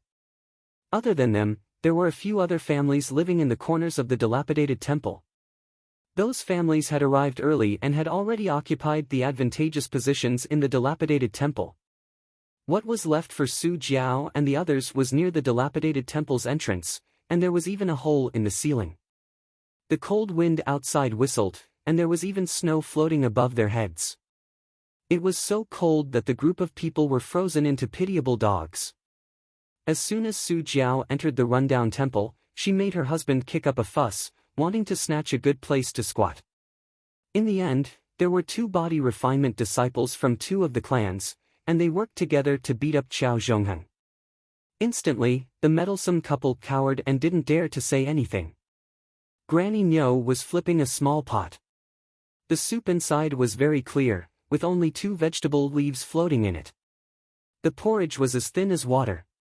Even so, the group of people around her were still swallowing their saliva and staring at her with stars in their eyes. "Didn't you say that your uncle would come to pick up that old woman in 2 days? Why was there no sound at all? Did you leak the news of this old woman being here to the Marquis' estate's people or not?" Granny Niu cast a sidelong glance at elderly Lady Qiao, who was lying on the side, and grinned disdainfully. "How could I not?" Su Jiao was also so anxious that a string of bubbles formed at the corner of her mouth. Granny Niu humphed. Honestly speaking, if it weren't for her coveting the Marquis' estate's glory and wealth and wanting to establish a relationship with the Marquis' estate through Su Jiao, she wouldn't be willing to share her food with them.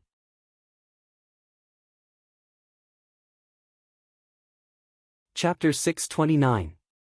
The porridge with 2 vegetable leaves floating in the small pot began to boil. Pairs of eyes stared fixedly and impatiently. When Granny Niu took the small pot down from the firewood rack, eldest brother Wei and his wife, as well as their son, had already impatiently rushed up to scoop the porridge. When it was Qiao Zhongheng's family of 3's turn, there really was only a mouthful of soup left, and it was unknown whose stomach it could fill. The couple could only reluctantly let their precious son eat.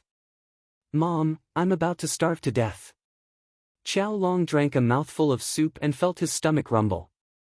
Rubbing his starving stomach, Qiao Long recalled the various pastries that were placed on the table when he barged into the Marquis' estate.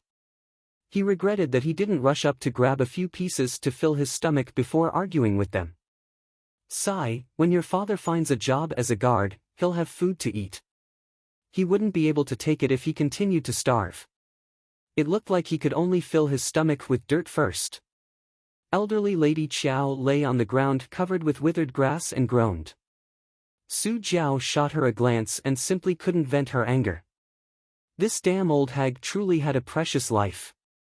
These past few days, she had been ordering her around all day, and she had to serve her food, drink, and poop. She was simply an old good-for-nothing. After all, elderly lady had enjoyed several years of peace and quiet, so how could she endure this kind of hardship? On the first night of arriving at the rundown temple, she started coughing because she caught a cold from the wind. Her illness didn't seem to improve these past 2 days, and she kept mumbling about returning to the Marquis' estate in a daze, which annoyed Su Jiao. While she was unconscious, Su Jiao still had to serve her poop, which disgusted Su Jiao to no end. However, if they left her alone and allowed her to poop on herself, the one who would stink would still be themselves. Su Jiao thought of a good idea. In any case, there wasn't enough food, so they wouldn't give her food or water. It wouldn't be so troublesome if she ate and drank less. As a result, elderly lady only drank 2 mouthfuls of thin soup these past few days, so she was already somewhat delirious from her illness. Your mother-in-law won't die from her illness, right? Granny Nyo was very disdainful of Wang Nei's behavior. If she didn't have a precious life, then she shouldn't pretend to be an old madam from a noble family. They came from a similar village. That day, when Granny Nyo saw Wang Shi wearing gold and silver and being raised to a healthy appearance, she felt sullen in her heart. However, after being exposed to the wind and rain for the past 3 days, Wang Shi had lost a lot of weight. She had also become much darker. She looked a bit like an old lady from the countryside. Su Jiao had sold off all the valuable items she had on her, including that leather jacket that could ward off the cold, in exchange for food. It was also because she didn't have a cotton-padded jacket to protect her from the cold that the old lady's precious body was blown away by the cold wind on the first day. How could that be? Auntie Nyo, don't worry. I'll find someone to go to the Marquis's estate and cry. Just say that the Marquis' master's mother is about to die of starvation or illness in the ruined temple. Let's see what my uncle is going to do. He still dares to not come and take me back. So, Auntie Nyo, I'll have to trouble you to lend me some food. Old woman Nyo tightly clutched the bag of grain as she looked at Su Jiao with a guarded gaze. I gave you quite a bit 2 days ago. Everyone said that they were going out to invite someone to the Marquis' estate to cry to Qian, but there hasn't been any news until now. I think that your uncle is most likely a black-hearted person.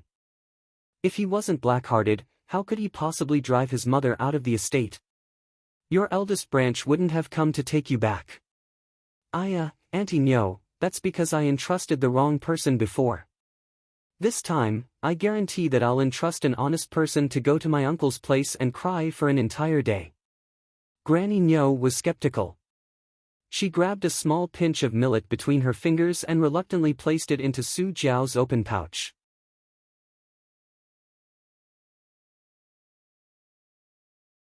Chapter 630. Su Jiao couldn't help but inwardly curse Granny Nyo for being stingy. She even feigned a bashful smile on her face as she took the small bag of rice and went out to take care of matters. There was a pile of snow outside, making the road difficult to walk on. Su Jiao picked from the side of the street for a long time before picking an old beggar who looked like he was about to die. She gave half of the pitiful amount of millet that Granny Nyo gave her to the old beggar. After giving him such instructions, she hid the remaining bit of millet in her pocket in case of an emergency. However, despite Su Jiao's extreme scheming, she didn't know that the old beggar couldn't even step onto Minshan Boulevard. Ever since Su Jiao's party caused a ruckus, Minshan Boulevard had been patrolled by royal guards.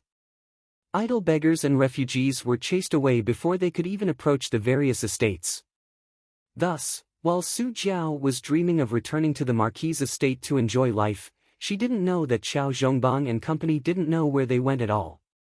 Arbor naturally wouldn't pay attention to Su Jiao's party anymore. To her, these people had already lost their meaning in her life, and she treated them as if they didn't exist. After finishing breakfast, the crown prince put on a thick cloak for her and held her small hand as they walked towards the garden together. After exiting the door, Arbor looked at the flying snow that filled the sky and finally felt a chill assaulting her. The crown prince's hand was warm and cozy, like a burning flame. Holding his hand was like holding a small stove, and she didn't feel cold at all. The duo slowly walked in the snow, leaving behind 2 rows of crooked footprints of different sizes, both deep and shallow. Arbor looked back, and her eyes brightened as her lips curled up. If this snow continues, it'll become a disaster. Xiaoyao held an umbrella for the duo as she followed behind them, stumbling along the way. There's no need to worry about that. 2 days ago, Sir, he from the Ministry of Works already reported the disaster to His Highness the Crown Prince. All the major fortifications have already been alerted and ordered to repair the roads. Hui Feng couldn't help but interject. He Qizheng is someone who can do things, the Crown Prince praised. The Crown Prince praised. Holding Qiao Mu's small hand, the two people arrived at a slightly spacious area in the garden. Baby, here it is. Summon. The Crown Prince took 2 steps back. Xiao Yao ran over to Arbor and held an umbrella for him. Her little face was filled with excitement. Miss, don't tell me you've recruited another weakling this time. Oh right, where's that weak chicken? Arbor's mouth twitched. Coo! The weak chicken that Xiao Yao was thinking about suddenly flapped its wings and flew onto Xiao Yao's shoulder. Xiao Yao reached out and held her up. She chuckled and said, Miss, don't say that. I don't know if it's because I'm used to it, but I feel that this weak chicken is quite pleasing to the eye. Don't you think it's prettier than before? Hui Feng rolled his eyes at skyward. First, miss, that's because you didn't see how weak chicken smashed the Reverend Book Hall and froze Sephora Flower Palace. You won't say that if you see it. Miss, I hope you can summon a big beast this time. Arbor waved her hand at her, indicating for her to move further away. Right. She was someone who was going to summon a beast. Taking a deep breath, Arbor took out an intermediate-level blue summoning talisman inscribed with ebony. She mumbled to the blue summoning talisman for a while before a faint light suddenly appeared. Activate the talisman. A glowing blue light abruptly filled the air before their eyes.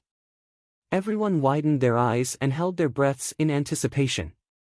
Xiao Yao even looked around curiously, anxiously looking at where a fierce beast would suddenly emerge from in the snow.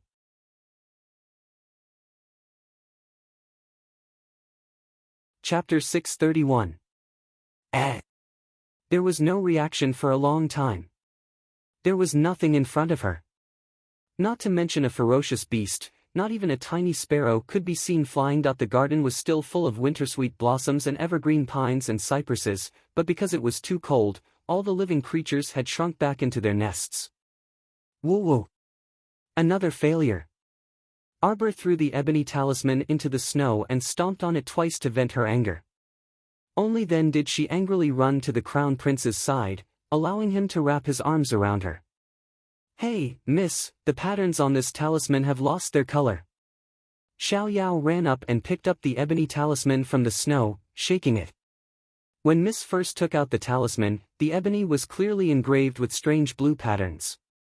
But now, the blue patterns on this piece of wood were gone, leaving only a few faint grayish-brown rune patterns. That's right. This means that the talisman was activated successfully. But nothing was summoned. Just like before, nothing could be summoned. Arbor was furious. Her small hand tugged at the Crown Prince's long hair that hung in front of her eyes as she angrily pouted. Let's go back, let's go back. The Crown Prince couldn't help but laugh. Holding her small hand, he turned around and walked towards the bedchamber. Jojo, don't be anxious. Just because you can't summon it now doesn't mean you can't summon it in the future. You're still young. Summoning Blue Luan as an intermediate-level talisman master isn't in accordance with the rules in the first place. Arbor pursed her small mouth noncommittally. Caw! The weak chicken also shook its feathers, looking smug with its head held high and chest puffed out. Forget it, you can't force anything. The little fellow listlessly drooped her head. Jojo, I returned the batch of medical books last time and also brought you a few unique copies. Do you want to go back and take a look? Okay. Arbor's footsteps paused, and she looked up at him. The old royal physician is willing to give you such precious unique medical books? Of course he wasn't willing to give them. But was there any use in not giving them? Humph. Cough. The Crown Prince coughed lightly with a clenched fist, and Hui Feng immediately said from the side, Rest assured, Crown Princess, His Highness the Crown Prince neither snatched nor stole. Those were all brought over to have a look after discussing with the old imperial physician. Besides, the Crown Princess flipped through the books very quickly. She would send the books back to them in no time. The old imperial physicians were very reassured and fought to send it to the crown prince consort. As if. That's good then. Xiao Mu nodded. Your father has so many concubines in the 3 palaces and 6 courtyards. Those old grandpas are already so old. They usually have to treat the concubines in various palaces and courtyards. It's quite tiring. Don't bully them for no reason. The crown prince made a muffled sound and coughed twice. His face was serious, and it was impossible to tell that under his gentle appearance, there was a little devil's heart hidden. Sigh, Imperial physician Chao is crying so much today that he couldn't let his darling know that he bullied an imperial physician. He would send something over to Imperial physician Chao tomorrow to express his condolences. Not long after the group left, the snowy ground where Arbor was originally standing suddenly moved, and a small snow bump appeared. Darling Chao spent the day very leisurely. She read books for half a day and occasionally stared blankly at the crown prince's serious expression as he read through the memorials. It wasn't until after dinner that the crown prince silently took the cloak handed to him by a royal maid and pitifully glanced at Xiao Mu. I'm leaving, Chow Chow. After saying this, he shuffled away like a turtle, his back lonely and pitiful as he walked outside into the cold wind and snow. Our dear Xiao Mu calmly looked at the sky full of snow outside and suddenly said, why don't you stay here and sleep? See you tomorrow, okay?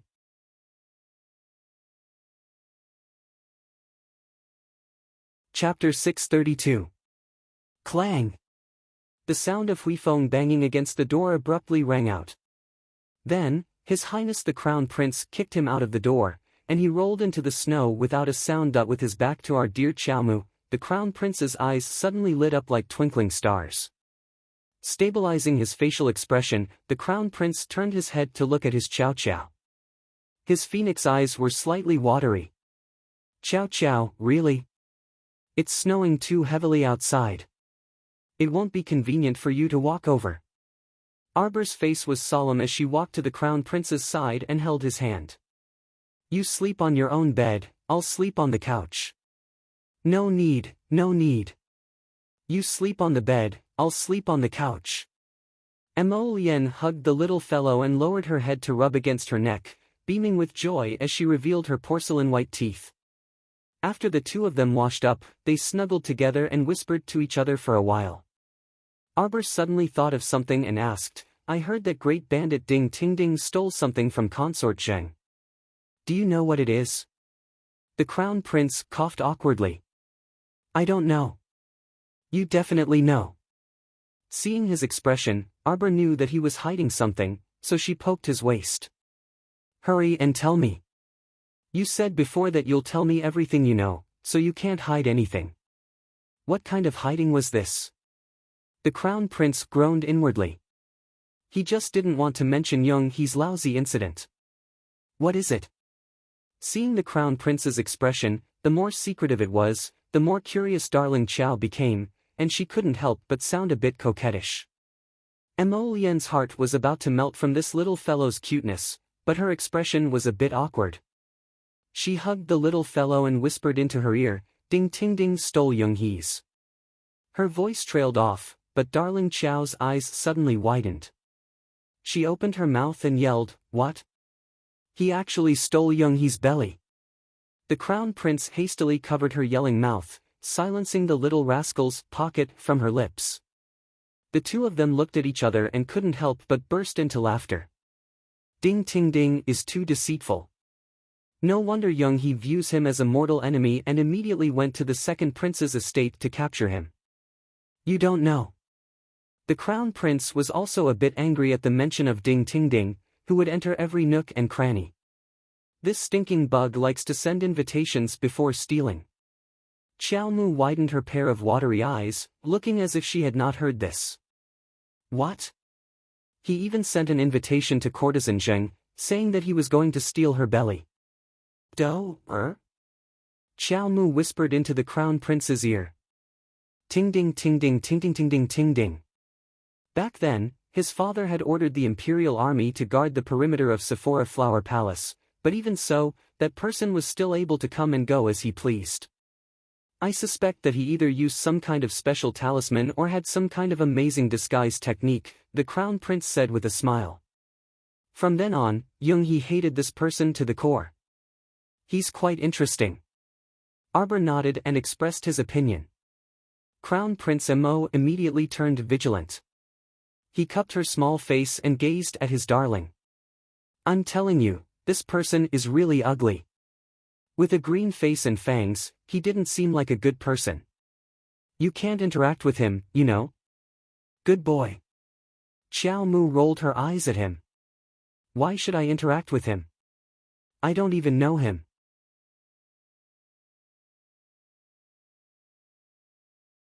Chapter 633. Yes, my Jojo is the most obedient. The Crown Prince was very happy and rubbed his face against her soft little face. Go to sleep. Wake up early tomorrow to cultivate. You've been lazy for a few days, haven't you? Arbor puffed up her little cheeks. She had been stuck at a bottleneck for the past few days anyway, so it didn't matter if she cultivated or not. The Crown Prince rubbed her little face in amusement and put her on the big bed. He pulled the blanket over her and leaned over to whisper, "All right, go to sleep." Arbor closed her eyes, but couldn't help but secretly open one eye to glance at him. She thought that with another person in the room, she wouldn't be able to sleep. Who knew that she would be so careless that she fell into a deep sleep after a while? Sleeping until midnight, Arbor felt her little hand itch, as if something was rubbing against her arm.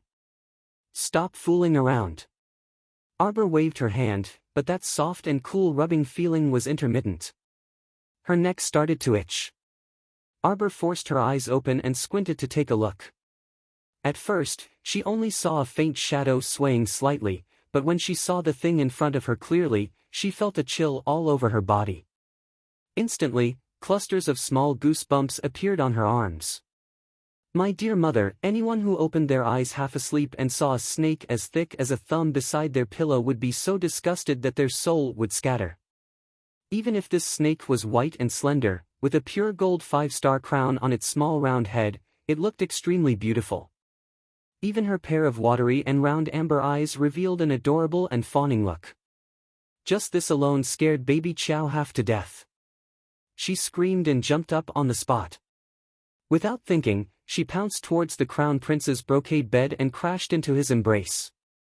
She hooked her arms around his neck, wishing that she could shrink into his body and completely hide herself. Poor Prince Mo, he was caught off guard. He heard Jojo's cry and was about to sit up when the little fellow pounced on him. He was caught off guard and was pushed to the ground by the little thing. Both of them lost their balance and rolled onto the thick plush carpet, lying on top of each other in a strange position. In the blink of an eye, a loud bang was heard. Xiao Yao rushed into the bedroom to protect the Empress and shouted, "Young miss, don't be afraid. Xiao Yao is here." Behind him, a large group of palace maids and eunuchs followed in. They all carried sticks and shovels in their hands and looked around vigilantly. Thus, he saw his own Crown Princess and Crown Prince's unique style. Their upper bodies were on the ground, but their legs were still on the brocade couch. The Crown Prince's arms were wrapped around the Crown Princess.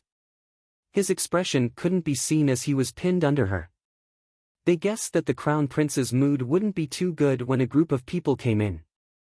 That handsome face of his was probably completely black now. Xiao Yao's mouth twitched. She didn't care about anything else and hurriedly ran forward to help Arbor up. She had to protect her master loyally.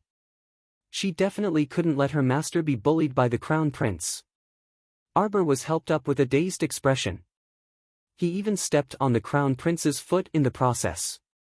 Xiao Yao covered her face and didn't dare to look at the Crown Prince's expression. "Young miss, are you all right?" Xiao Yao asked in concern. "Don't be afraid. His Highness is just a little anxious. He doesn't have any bad intentions. Please forgive him." The Crown Prince stood up with a dumbfounded expression. He looked around and realized that the group of palace maids and eunuchs had the same thoughts as Xiao Yao. They were all secretly looking at him with strange expressions.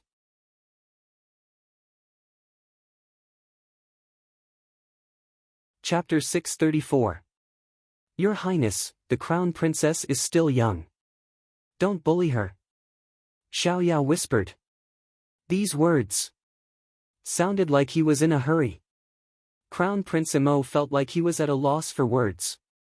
Are you all blind?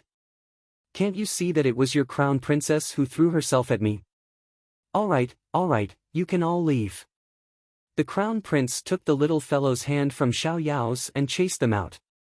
Can't you see that his baby's eyes are still hazy? It's obvious that she still wants to sleep. A bunch of ignorant people chattering here. It'll be dawn soon. Jojo, did you have a nightmare? The Crown Prince held her little hand and carried her to the bed. Sleep a little more. It's all right, it's just a dream. Snake, there's a snake. Arbor hooked her arms around his neck and refused to let go. No matter what, she didn't want to sleep on the bed again. Snake? The Crown Prince hurried forward and checked the inside and outside of the bed. He didn't find anything. The Eastern Palace was cleaned every day. It was always dry and tidy. How could there be a snake? But the little fellow wouldn't speak without thinking. If she said there was a snake, she must have seen it with her own eyes. Don't worry. Mo Lien carried the little fellow back to the bed by the window. You sleep here first. I'll look around again. Arbor was really sleepy. She fell asleep as soon as her head touched the pillow. It was just that he was frightened halfway through, so he couldn't sleep well.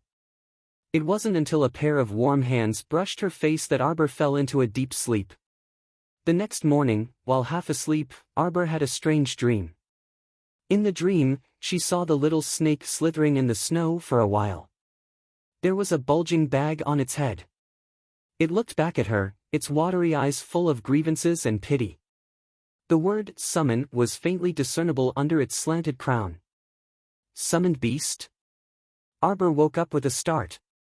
Arbor's small hand slammed onto a bulging package, and he was slightly startled. Looking down, wasn't it the floral cloth package that the little snake carried on its belly in his dream?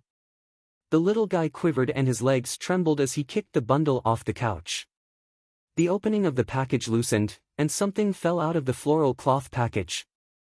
Gold, silver, jade wares, jade inkstones, incense paper, pearls, emeralds, corals, agates, ambers, ivory, and all kinds of colorful gems. My God, this seemingly unremarkable flower cloth package actually had a hidden treasure inside. Half of the treasures in the palace's treasury had been moved here. Our dear Xiao Mu sat on top of a pile of jewelry that was getting taller and taller. She looked at the jadeite and jade jewelry that was still pouring out of her bag with a stupefied expression. She simply didn't know what to say. Miss! Xiao Yao excitedly walked in. Then, her eyes widened and she hurriedly turned around to close the door. This? Miss! Where did this come from? Why did it seem like there was no end to these gold, silver, and jewelry that were still piling up endlessly? Arbor was startled awake by Xiao Yao's shout. She hurriedly stood up from the pile of jewelry and hurriedly tidied it up. With great difficulty, she stuffed these things back into that ugly floral cloth package and cleaned up the room. The master and servant looked at each other in dismay, their faces full of confusion. Miss, this is a Cosmos treasure pouch, right? Legend has it that only divine weapon masters can make this kind of treasure pouch. Where did Miss get it? Arbor opened her mouth.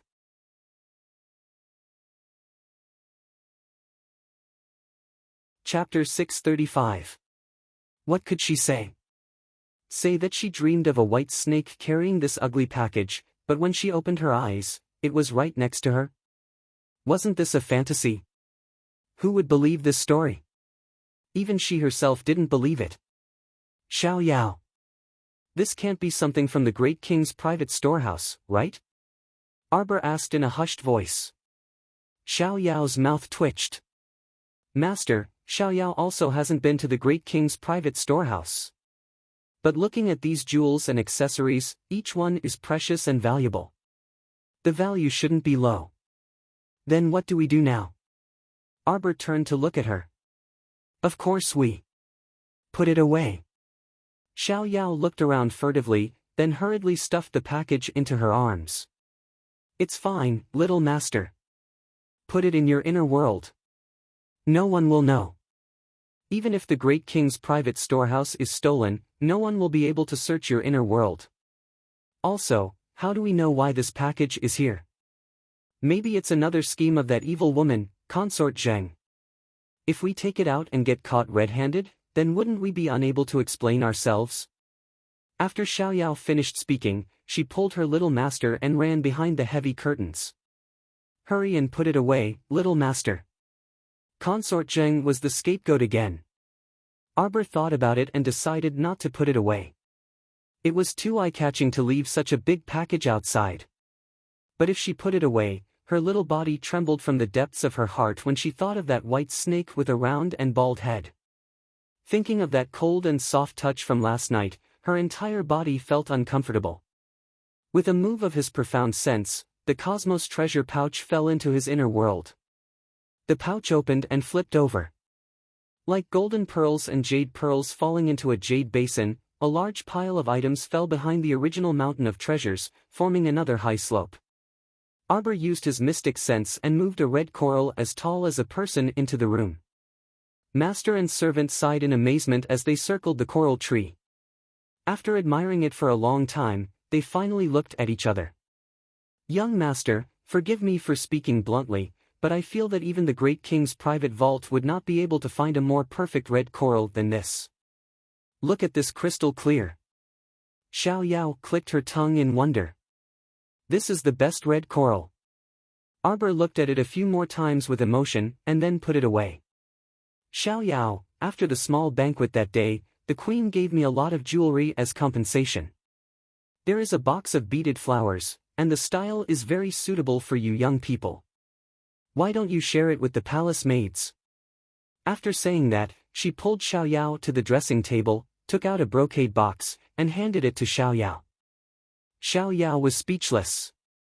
The crown princess was clearly younger than them, but sometimes she spoke like an elder, making people feel very uncomfortable. Also, the crown princess is the only one who dares to say something like compensation. Many thanks to young miss for the reward. Xiao Yao did not expose her and only smiled as she accepted the gift. After helping Arbor wash up and eat, Xiao Yao pulled the palace maids to the courtyard to choose and distribute the beaded flowers. For the entire afternoon, the Eastern Palace was filled with cheerful laughter, as if it was the new year ahead of time. Arbor read the medical book for the entire afternoon. When she turned around, she told the crown prince to quickly return the book. At night, the snow finally stopped. The two of them chatted until late at night. They agreed to wait for the crown prince to finish dealing with state affairs tomorrow before returning home together. Arbor threw the ugly empty cloth bag to the side and went to sleep. At night, when she was half asleep, she heard some rustling sounds. She suddenly opened a pair of cold eyes.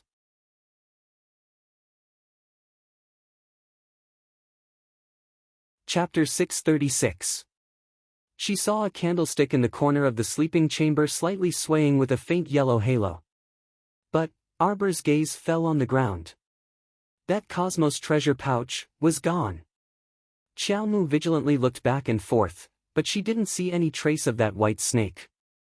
Only then did she close her eyes and listen for a while more. Only when she saw that there were no more strange sounds in the bedchamber did she drift off to sleep. Xiaomu only lazily crawled out of bed when it was close to noon the next day. When her feet stepped off the bed, she kicked a round and bulging package. She was so shocked that she hurriedly retracted her legs. She lowered her head and saw that the extremely ugly floral package had returned. It can't be, right? Arbor stretched out her foot and kicked that package. That white snake couldn't have brought her something again in the middle of the night, right? She quickly got up, squatted down, opened the bag, and threw it. Waves of exotic fragrance wafted over. Looking carefully, one after another, exotic flowers and herbs rolled out of the package, their fragrance assailing her nostrils. Although the quantity was not as exaggerated as yesterday's pile of jewelry, the quality was eye-opening. These were all Precious herbs, ah! Arbor's interest was piqued. She squatted on the ground and flipped through this and that, clicking her tongue in wonder. When Xiao Yao came in, she saw her little master squatting in front of a pile of flowers and herbs. Her fingers were quickly flipping through them, and the corners of her mouth were actually holding a long-lost smile. "Miss, it's time to eat," Xiao Yao called out twice. Seeing that she did not respond, she could not help but curiously run over to take a look. "Miss, why is this Cosmos treasure pouch stuffed with so many herbs again? If I say that it's a gift from a white snake, you definitely won't believe me." The little fellow pursed her lips. This time, without any consideration, she directly let Little Tree keep all these herbs. There were also many medicinal seeds mixed in, and she instructed Little Tree to plant them all. Previously, she was still worried that there were not many medicinal ingredients in Paradise Planet that she could take out. Now, it was all good. She had a lot of medicinal ingredients. Just now, she saw that there were 2 or 3 herbs that could be refined into level 11 mystic breakthrough pills. She planned to refine a few to comfort herself. The only thing he lacked was a suitable medicinal cauldron. That day at the Elixir Appreciation Conference in front of the Wuruan Elixir store, he had been too busy to attend. It should have already ended by now. He had really missed the opportunity to find a good medicinal cauldron. She sighed as she arranged the flowers and plants. After having a simple meal, she wandered back and forth in the bedroom, asking Xiao Yao from time to time, "When will Mo Lien come back?" Xiao Yao covered her mouth and chuckled. "The Crown Prince should be back soon. His Highness agreed to return to the Marquis' estate with you, so naturally he won't go back on his word." Arbor nodded and asked someone to bring a pen and paper over. He spread out a piece of white paper and started writing on it. A quarter of an hour later, when Mo Lien walked into the bedchamber, he saw his little one holding a brush and standing in front of the table in deep thought, her eyes fixed on the paper on the table. He walked over to take a look and saw 3 lines of delicate handwriting written from right to left. "Jiang Shubi's shadow like a startled swan hen Chankong how can compare to falling moon." Mo Lien stooped down and moved his head closer to look at those 3 lines of characters. Suddenly, he picked up the brush and circled 3, 3, 3, a total of 9 characters on the paper. "Hen Jiang Can Long Sparse Forest Shadow Moon Temple. Isn't that near Bailon Fortifications?" Arbor jumped up, almost knocking into his chin. He abruptly turned around and hugged him, exclaiming, "Mo Lien. You're so awesome." "What?" Mo Lien was baffled.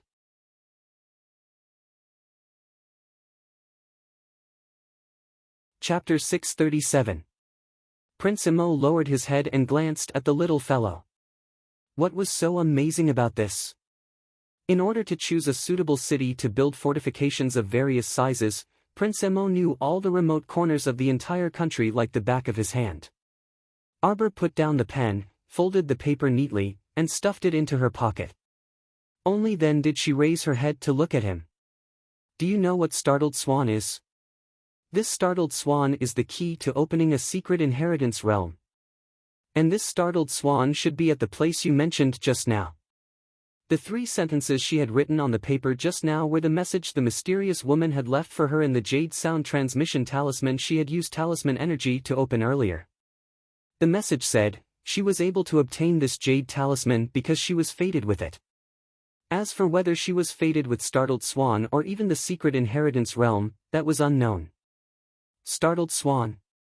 Mo Lien murmured, "Could it be that Startled Swan dagger? You know?" Arbor's eyes lit up, becoming more and more curious.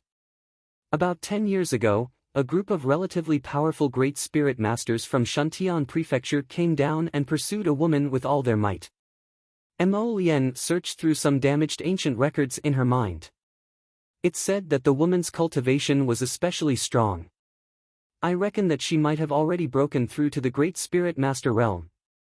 However, in our place, her cultivation would be unlimitedly suppressed to the profound realm. Then those people from Shantian Prefecture wouldn't be suppressed. Little Jojo pursed her lips, and for some reason, her heart was filled with a thick sense of anger. Now that she heard the words Shantian Prefecture, She had the urge to tear them apart with her own hands. They would. Mo Lien's voice paused slightly. However, according to the remnant records, a portion of the people from Shantian Prefecture should have used some kind of secret technique, causing their realms to only be suppressed to the beginning stages of the spirit realm, which is about the same as a 4th-level spirit master. Shantian Prefecture and that female senior had a huge battle in the Western Territories.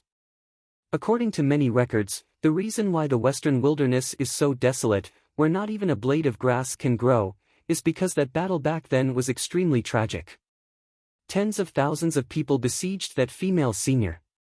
Arbor's blood boiled when he heard this. Tens of thousands of people. That mysterious woman had single-handedly turned the situation around. How arrogant and conceited was that? Praise also appeared in Mo Lien's eyes. That senior is very formidable. She withstood the attacks of 10,000 people with her suppressed level 15 great mystic cultivation. It was said that the startling swan dagger had once soared into the sky and burrowed into the earth, setting a record of 3,000 kills. No spiritual tool or divine tool could compare to this record. Arbor felt as if she was listening to a fairy tale. Her face turned slightly red, and she couldn't help but open her mouth slightly. Mo Lien saw how cute she was and couldn't help but pinch her cheeks lightly. She smiled and said, in addition, Senior also has a super strong beast. It had a robust body and the strength to move mountains and rivers. It was shaped like a giant rat and had 13 giant tails, each of which had the ability to split a mountain peak. People call it the White Emperor Holy Beast. One woman and one beast fought alone, and in the end, they actually killed more than 9,000 people from Shantian Prefecture. Arbor let out a long exclamation. Senior escaped in the end, and after that, her whereabouts were unknown. Mo Lien reached out to pick up the little fellow. Alright, now that you've finished listening to the story, tell me about those 3 lines you wrote just now. It should have been left behind by that senior. Arbor told Mo Lien everything about the jade listening talisman. Mo Lien's eyes couldn't help but light up. But why would the startling swan dagger be kept in Shadow Moon Temple? Today's end.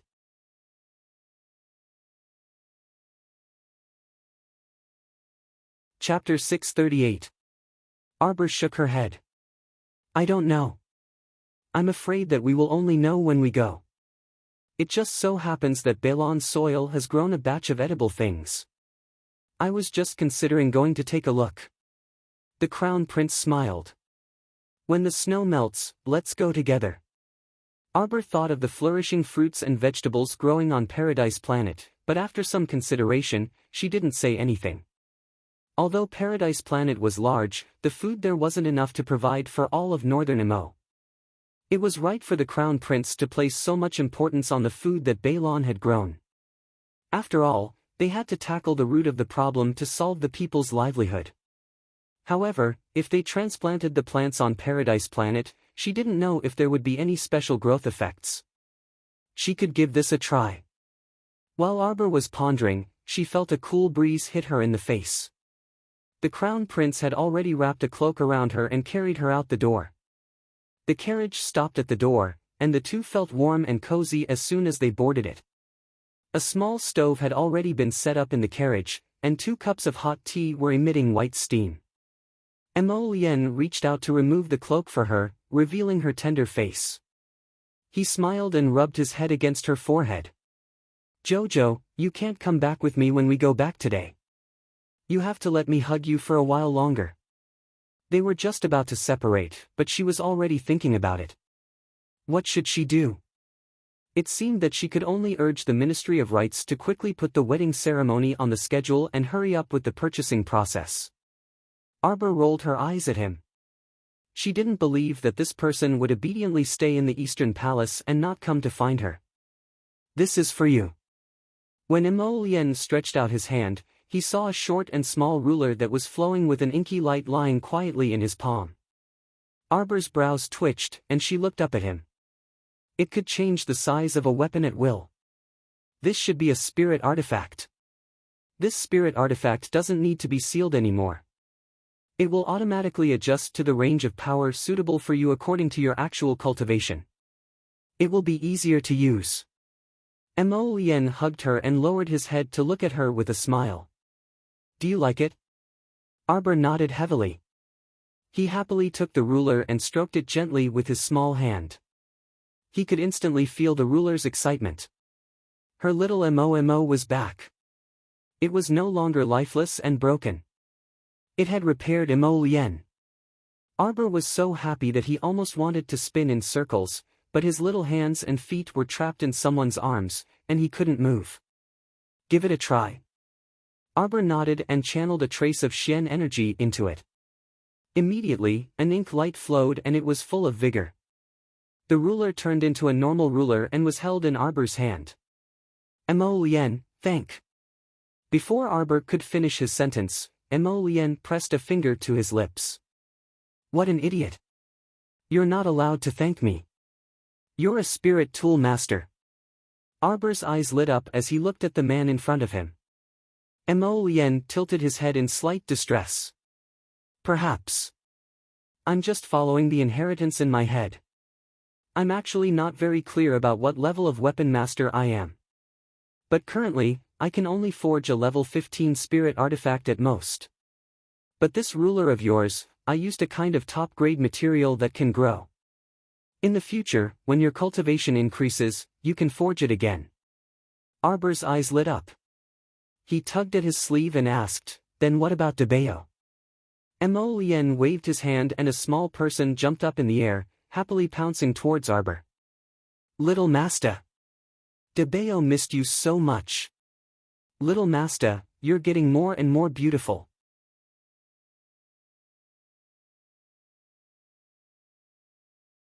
Chapter 639. Ha ha ha. Arbor laughed from the bottom of her heart. This joker was as talkative as always. Although she disliked it in the beginning, she really couldn't get used to it without that chatter. Humans were truly frightening. As she got used to it, she naturally got used to it. You're happy now. I still haven't taken out the good thing that you wanted custom-made for you. Mo Lien smiled as she took out a palm-sized wooden club. It was covered in a layer of densely packed and frightening barbs, and it was also coated with a layer of golden fluid that emitted a dazzling golden luster. Arbor thought that it was simply amazing. This golden club really looked small, exquisite, and beautiful. Taking the club that the Crown Prince handed over, Arbor turned it over and over, unable to take her eyes off it. She almost couldn't bear to part with it. Momo, this is your good partner, Jean, the little fellow muttered to herself, which amused the Crown Prince. Arbor swung her small hand slightly, and the club in her palm suddenly grew longer and fatter. In the blink of an eye, it became the size of a household club. In reality, this club could be a bit longer, but the space here was rather cramped, so Arbor dropped the idea. She excitedly lifted a corner of the curtain and secretly channeled mystic energy. The club emitted a faint golden glow that drilled out of the window. After a loud boom, a pile of snow nearby instantly exploded into pieces, and snowflakes silently flew everywhere. Arbor only used a wisp of mystic energy, and the club already had such power. This made her even more delighted. Mo Lien couldn't help but gasp in amazement, and she reached out to pinch the little fellow's cheek. Jojo is truly amazing. You made a spirit tool acknowledge you as its master so easily. If it was a normal person, just the process of taming a spirit tool would probably take more than 3 days and 2 nights. Spirit tools couldn't be compared to mystic tools. They all had spirituality, and they could only be tamed and used by people above the level of spiritual cultivator. A level 11 mystic cultivator effortlessly tamed a level 15 spirit tool that could grow. No one would dare to believe this if they heard about it. There's still a portion of this top-grade material left. I reckon it should be enough to upgrade your defensive artifact. Give me the defensive equipment first and stay at home obediently for the next 2 days. I'll send it to you once I'm done forging it. See, wasn't this an opportunity to openly send himself to his Jojo's doorstep? Arbor silently took off the ring on his finger and gave it to him. Well, can you change the design? Changing it to this eggshell? Something like a defensive barrier will do. Mo Lien shook her head vigorously. I can only change it to the shape of a flower. The corners of Arbor's mouth twitched. He didn't know if he was fooling him. He hurriedly waved his hand and said, then forget it. I'll stick with the eggshell. If he really changed it into a flower and wrapped himself in it, then wouldn't he make people laugh to death when he went up to fight? Okay. Mo Lien agreed with a smile. Just as he put away Jojo's ring, the carriage suddenly jolted and stopped. There was a small commotion outside. It's not impossible. You? Swoosh! The carriage curtain lifted, and a tall figure abruptly jumped into the carriage. Jojo! Duan Yu! Arbor's mouth gaped as he looked at the youth pouncing toward him. However, the crown prince nimbly kicked over and hooked his Jojo into his arms while he was at it. Duan Yu didn't pounce on his Jojo and was almost kicked off the carriage by Mo Lien. His peerlessly handsome face instantly darkened.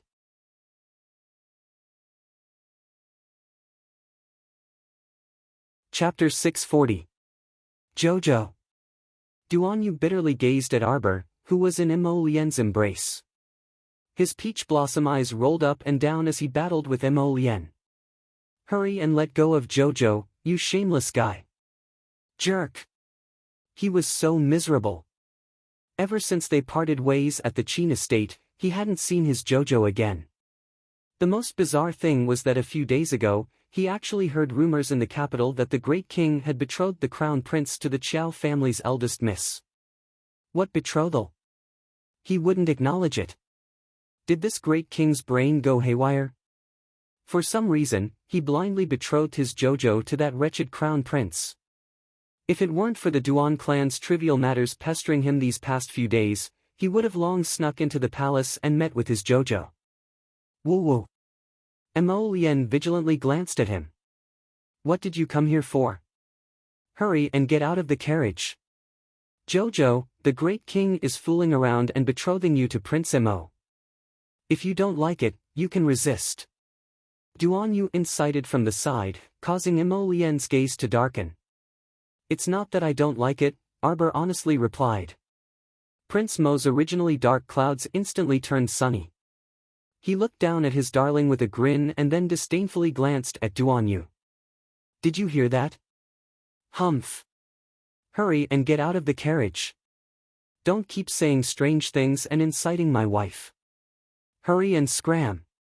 Duan Yu looked like he was struck by lightning. He sized up Arbor from head to toe and suddenly wanted to pounce on her again. Jojo, listen to me, you're still young. Don't fall for it. We're not in a hurry to get married. Hurry and come over, I'll take you away. Prince Mo directly struck out with his palm. Run my ass. Go and squat down where it's cool. With a flick of his sleeve, Duan Yu dodged Mo Lien's palm strike. The car window trembled, and the carved wooden window frame nearly cracked. What are you doing? Duan Yu glared angrily at Mo Lien. You want to fight, right? Mo Lien gave him a look that said, I'm afraid of you. Arbor suddenly reached out and patted Duan Yu's dog head as he exasperatedly said, you two should stop. How old are you already? You're even more noisy than Xiao Senior, Duan Yu. Mo Lien. Ha ha ha. Look at her Jojo's small hands. It was as if she was stroking a puppy and smoothing its fur. Duan Yu blinked and suddenly pulled Arbor's petite hand over. Mo Lien's handsome face darkened, but it was too late for her to snatch it back. Jojo, tell me. What did Mo Lien say to you? Why did you run into the palace when you were clearly at the Qin estate? That night, he even snuck into the Qin estate to find her, but it was all for naught. Arbor was an honest child, so he replied, I don't know either. I was in the Eastern Palace when I opened my eyes. Mo Lien carried me back. That scoundrel actually made the first move and gained the upper hand. Duan Yu gritted his teeth as he angrily glared at the crown prince. The crown prince raised his brows at him with an expression that said, sorry, Jojo is my wife, so scram to the side. Jojo, do you know how the Qin estate is doing right now? Didn't pay attention. Arbor spoke the truth. She wasn't familiar with the Qin estate either. At most, she was closer to Xiang Yuanyuan. Logically speaking, the Qin estate should be sealed off after a level 4 zombie appeared. Xiang Yuanyuan had never come into contact with a level 4 zombie before, so she would naturally be released once the time was up and it was safe. She was merely a maidservant and wouldn't be an eyesore, so she would definitely be fine. As for Eldest Qin and Omega Kotoku, she couldn't be bothered to pay attention to them. She wouldn't finish until 10:30 p.m., right?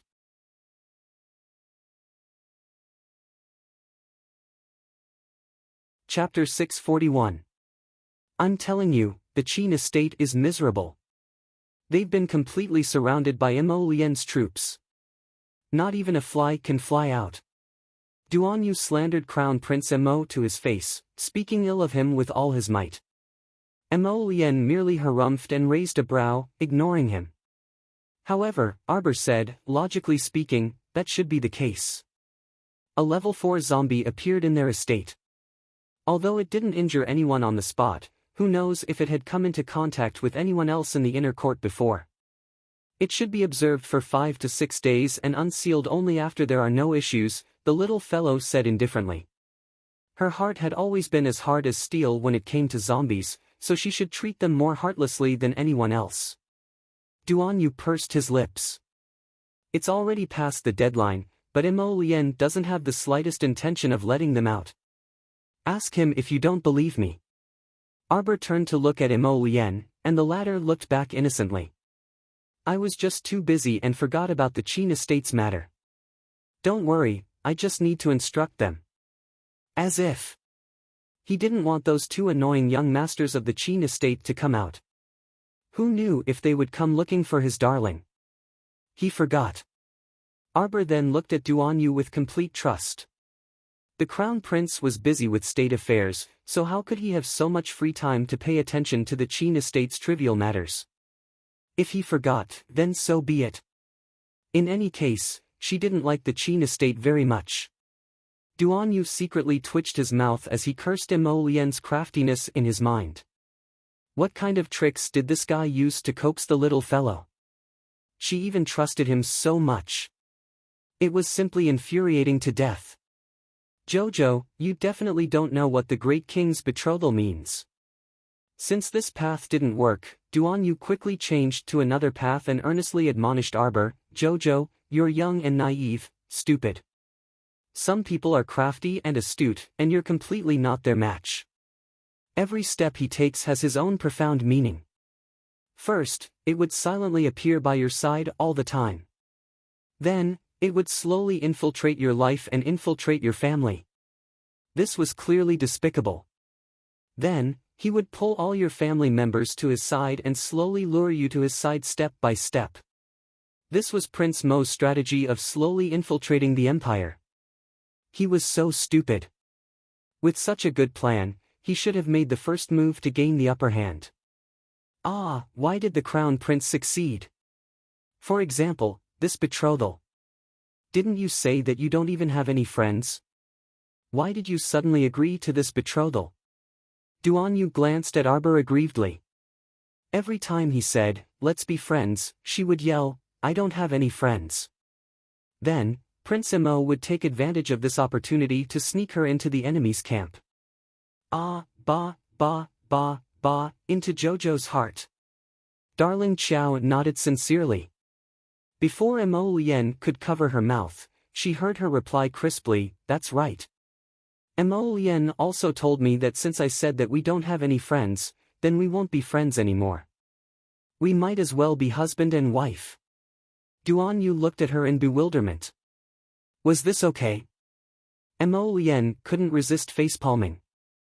Oh my, why was his darling speaking so honestly? Darling, the private words between us husband and wife can only be spoken between us in the future. You mustn't tell anyone else. Mo Lian quickly pulled the little fellow closer to her and glared at Duan Yu. Let go.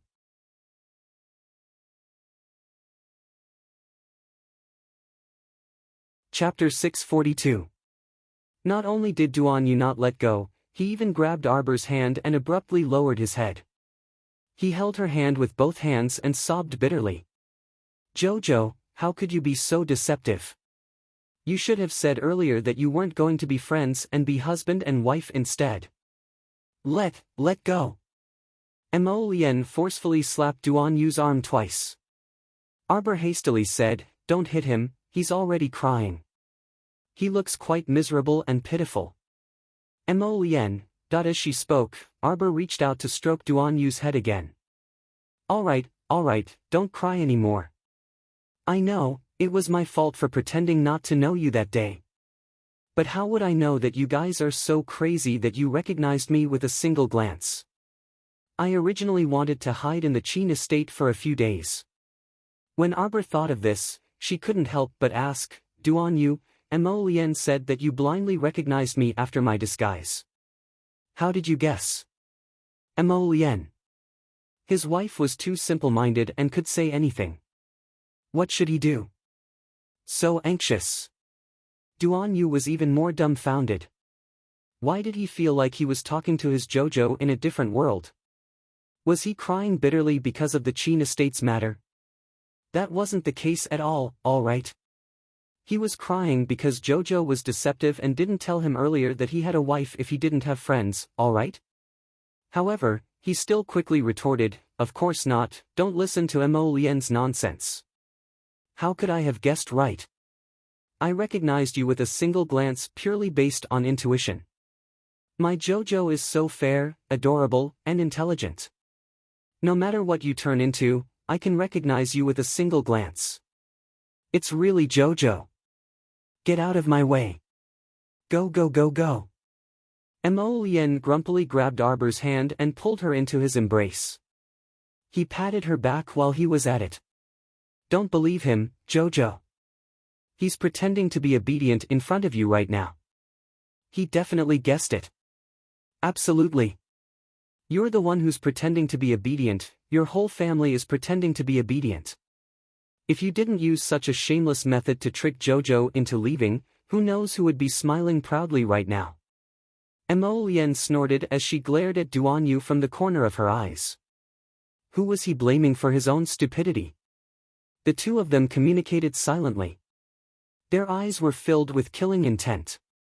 After a fierce battle, Arbor's face was filled with confusion. The friendship between men was really strange and complicated. In one moment, they were as close as real brothers. That day in the Qin estate, the two of them had joined forces to force her out of the Qin estate, and at the same time, they had confronted the young masters of the Qin estate. Now, the two of them were biting each other like dogs that he knew that this fellow was up to no good. Sure enough, he had made a prompt decision to take his wife home and raise her. That was completely correct. Mo Lien thought to himself and couldn't help but feel a little proud. He really had to be fast and accurate. Otherwise, if his wife was kidnapped, who would he cry to? You're done talking. You can scram now. Mo Lien impatiently said, we still have matters to attend to, so we won't see you out. Duan Yu quickly said, Jojo, aren't you going home? I'll go back with you. I haven't seen uncle and auntie in a long time, and I really miss them.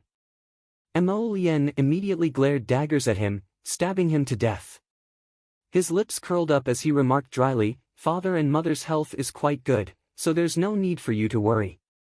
It's late today, so you should hurry and leave. Duan Yu rolled his eyes and pretended not to see. He pitifully looked at Arbor. Jojo, I've been hungry for 2 days. Didn't you return to the Duan estate? Arbor asked curiously. She didn't expect that the concealed weapons patrician family, the Duan estate in the capital, would also have such a bizarre background.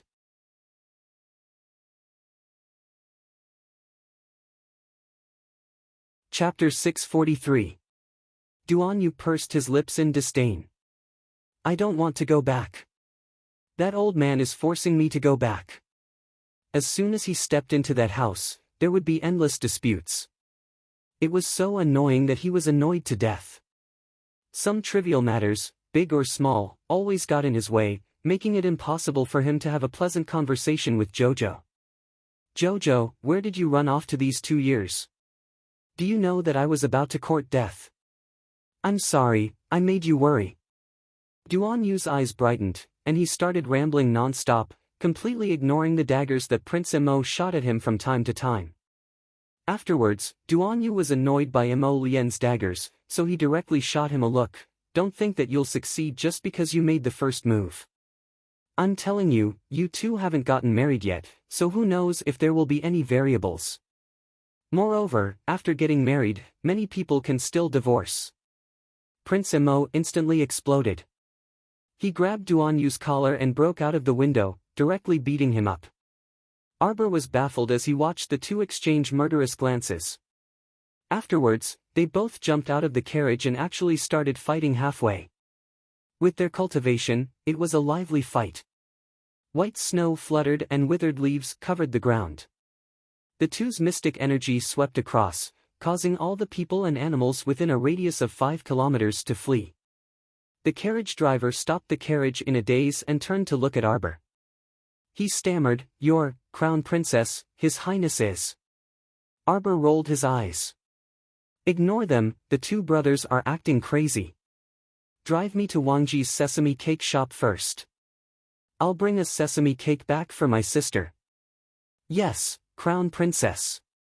The carriage driver quickly drove the carriage to Wangji's sesame cake shop. Behind them, Xiao Yao's carriage also stopped. When she saw the Crown Princess's carriage moving again, she also followed. This Wangji's sesame cake shop sold at most 3 sesame cakes every day.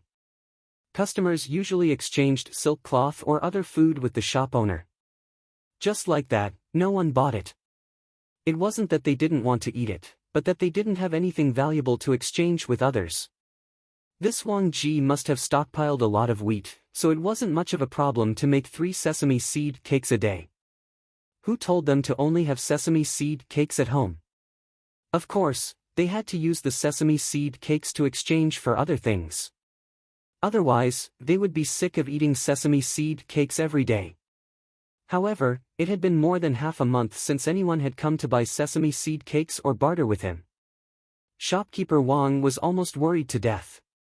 His little grandson kept saying that he wanted to eat, eat, eat. It would be even better if there were some fresh vegetables. Sigh, he was always eating sesame seed cakes, dough balls, and the like.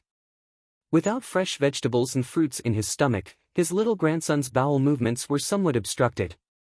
However, in this day and age, having something to eat was better than nothing, so there was nothing to be picky about. At this moment, he saw a little girl with a very beautiful face and wearing an expensive ferret fur cloak walk up to him. He hurriedly put on a smile and asked, "Little girl, do you want to buy sesame seed cakes?" "Yes. I want to buy 20 sesame seed cakes, freshly made. Do you have any hot ones?"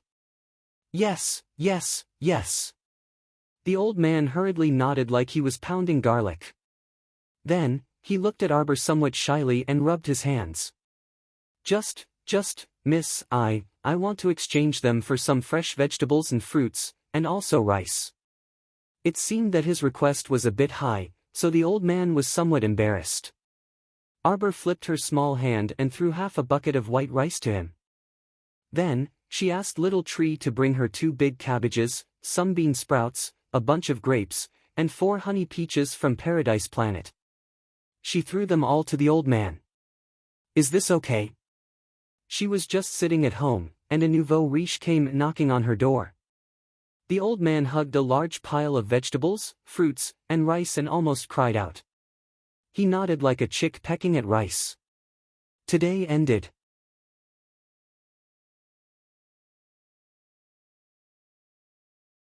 Chapter 644. Miss, you have so many things that you can exchange for 30 sesame seed cakes. I'll make 30 for you. The old man was also an honest person, so he quickly beamed with joy when he saw this. Arbor shook his head. 20 will do. You can keep the rest and slowly eat them. The old man quickly thanked him profusely and used all his effort to make 20 hot sesame seed cakes. He carefully wrapped them in oil paper and handed them to the little girl. Many thanks. Arbor accepted them and directly stored them in his inner world.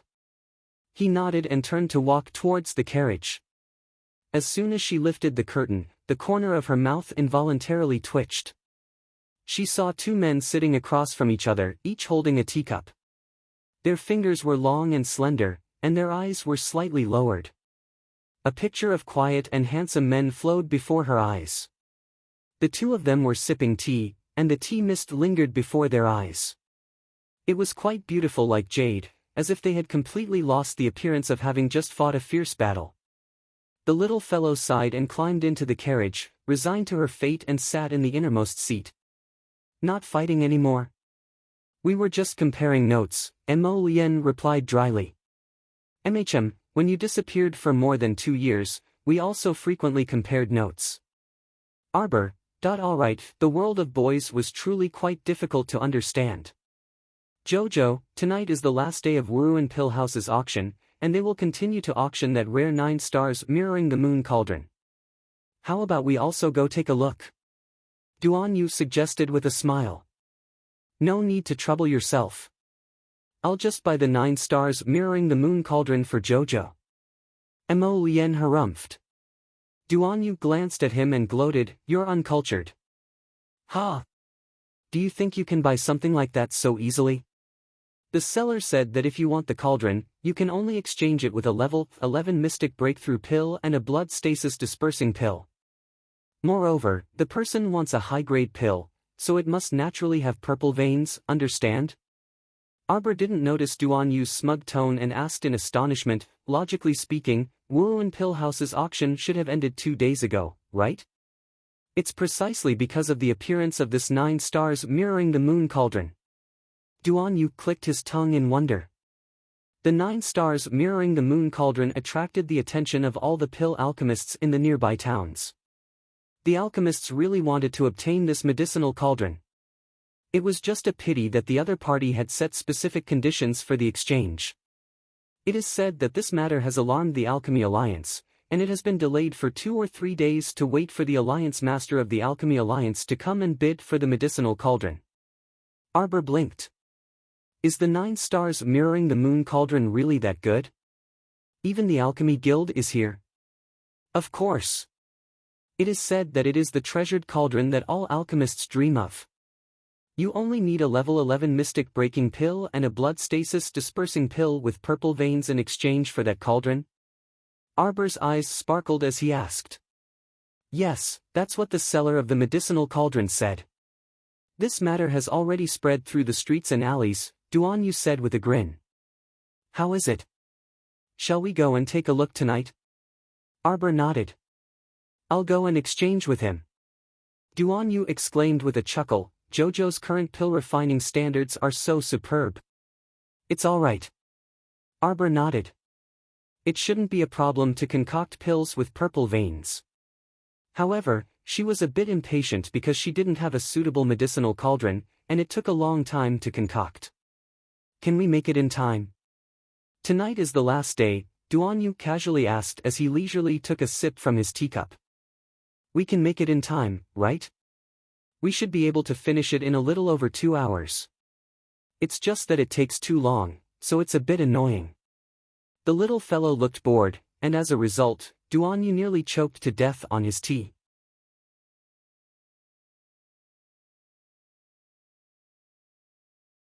Chapter 645. You only need more than 2 hours to concoct a level 11 mystic breakthrough pill? Why did he keep hearing people excitedly talk about how some master spent 3 days and 2 nights painstakingly concocting a level 10 or level 11 mystic breakthrough pill, only to have it snatched up at a high price in a matter of minutes when it was put up for auction? Arbor rolled her eyes at him.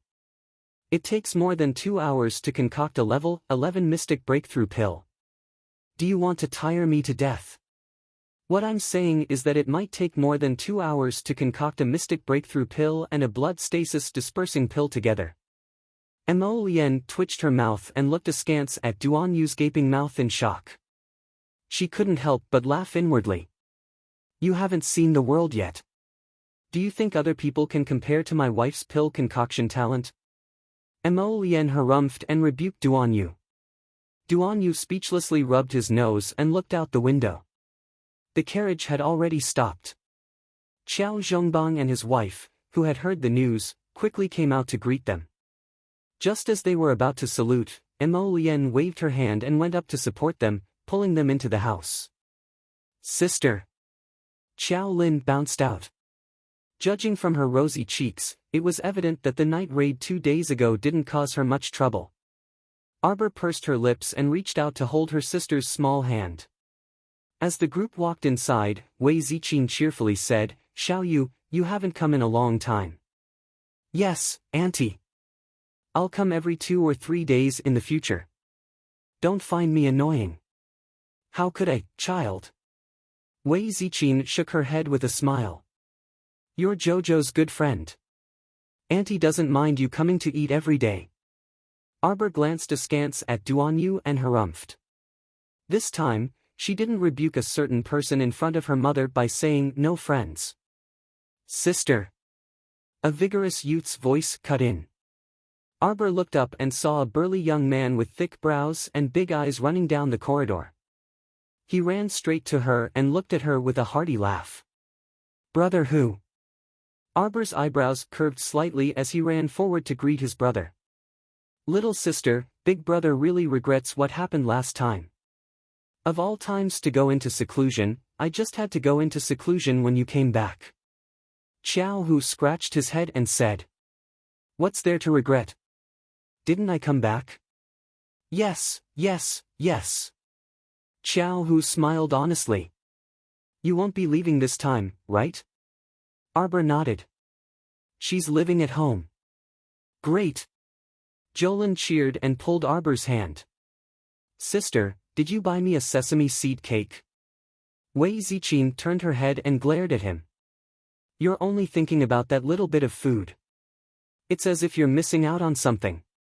Uncle Wang's sesame seed cakes are crispy on the outside and tender on the inside.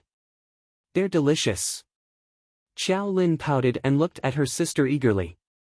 Arbor reached out and flicked her forehead.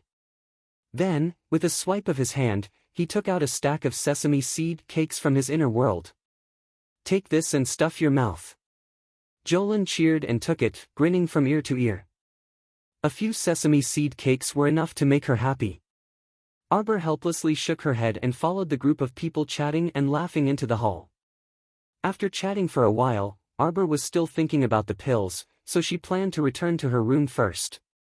When Wei Ziqin heard this, she quickly wanted to take her daughter with her, leaving Qiao Zhongbang and second Uncle Qiao to take care of Mo Lian and Duan Yu. Jolin quickly followed them and chattered the entire way about the attack that night. As they chatted, the topic shifted to Miss Wu. Arbor frowned. "Lin, you said that Miss Wu originally wanted you guys to send her off?"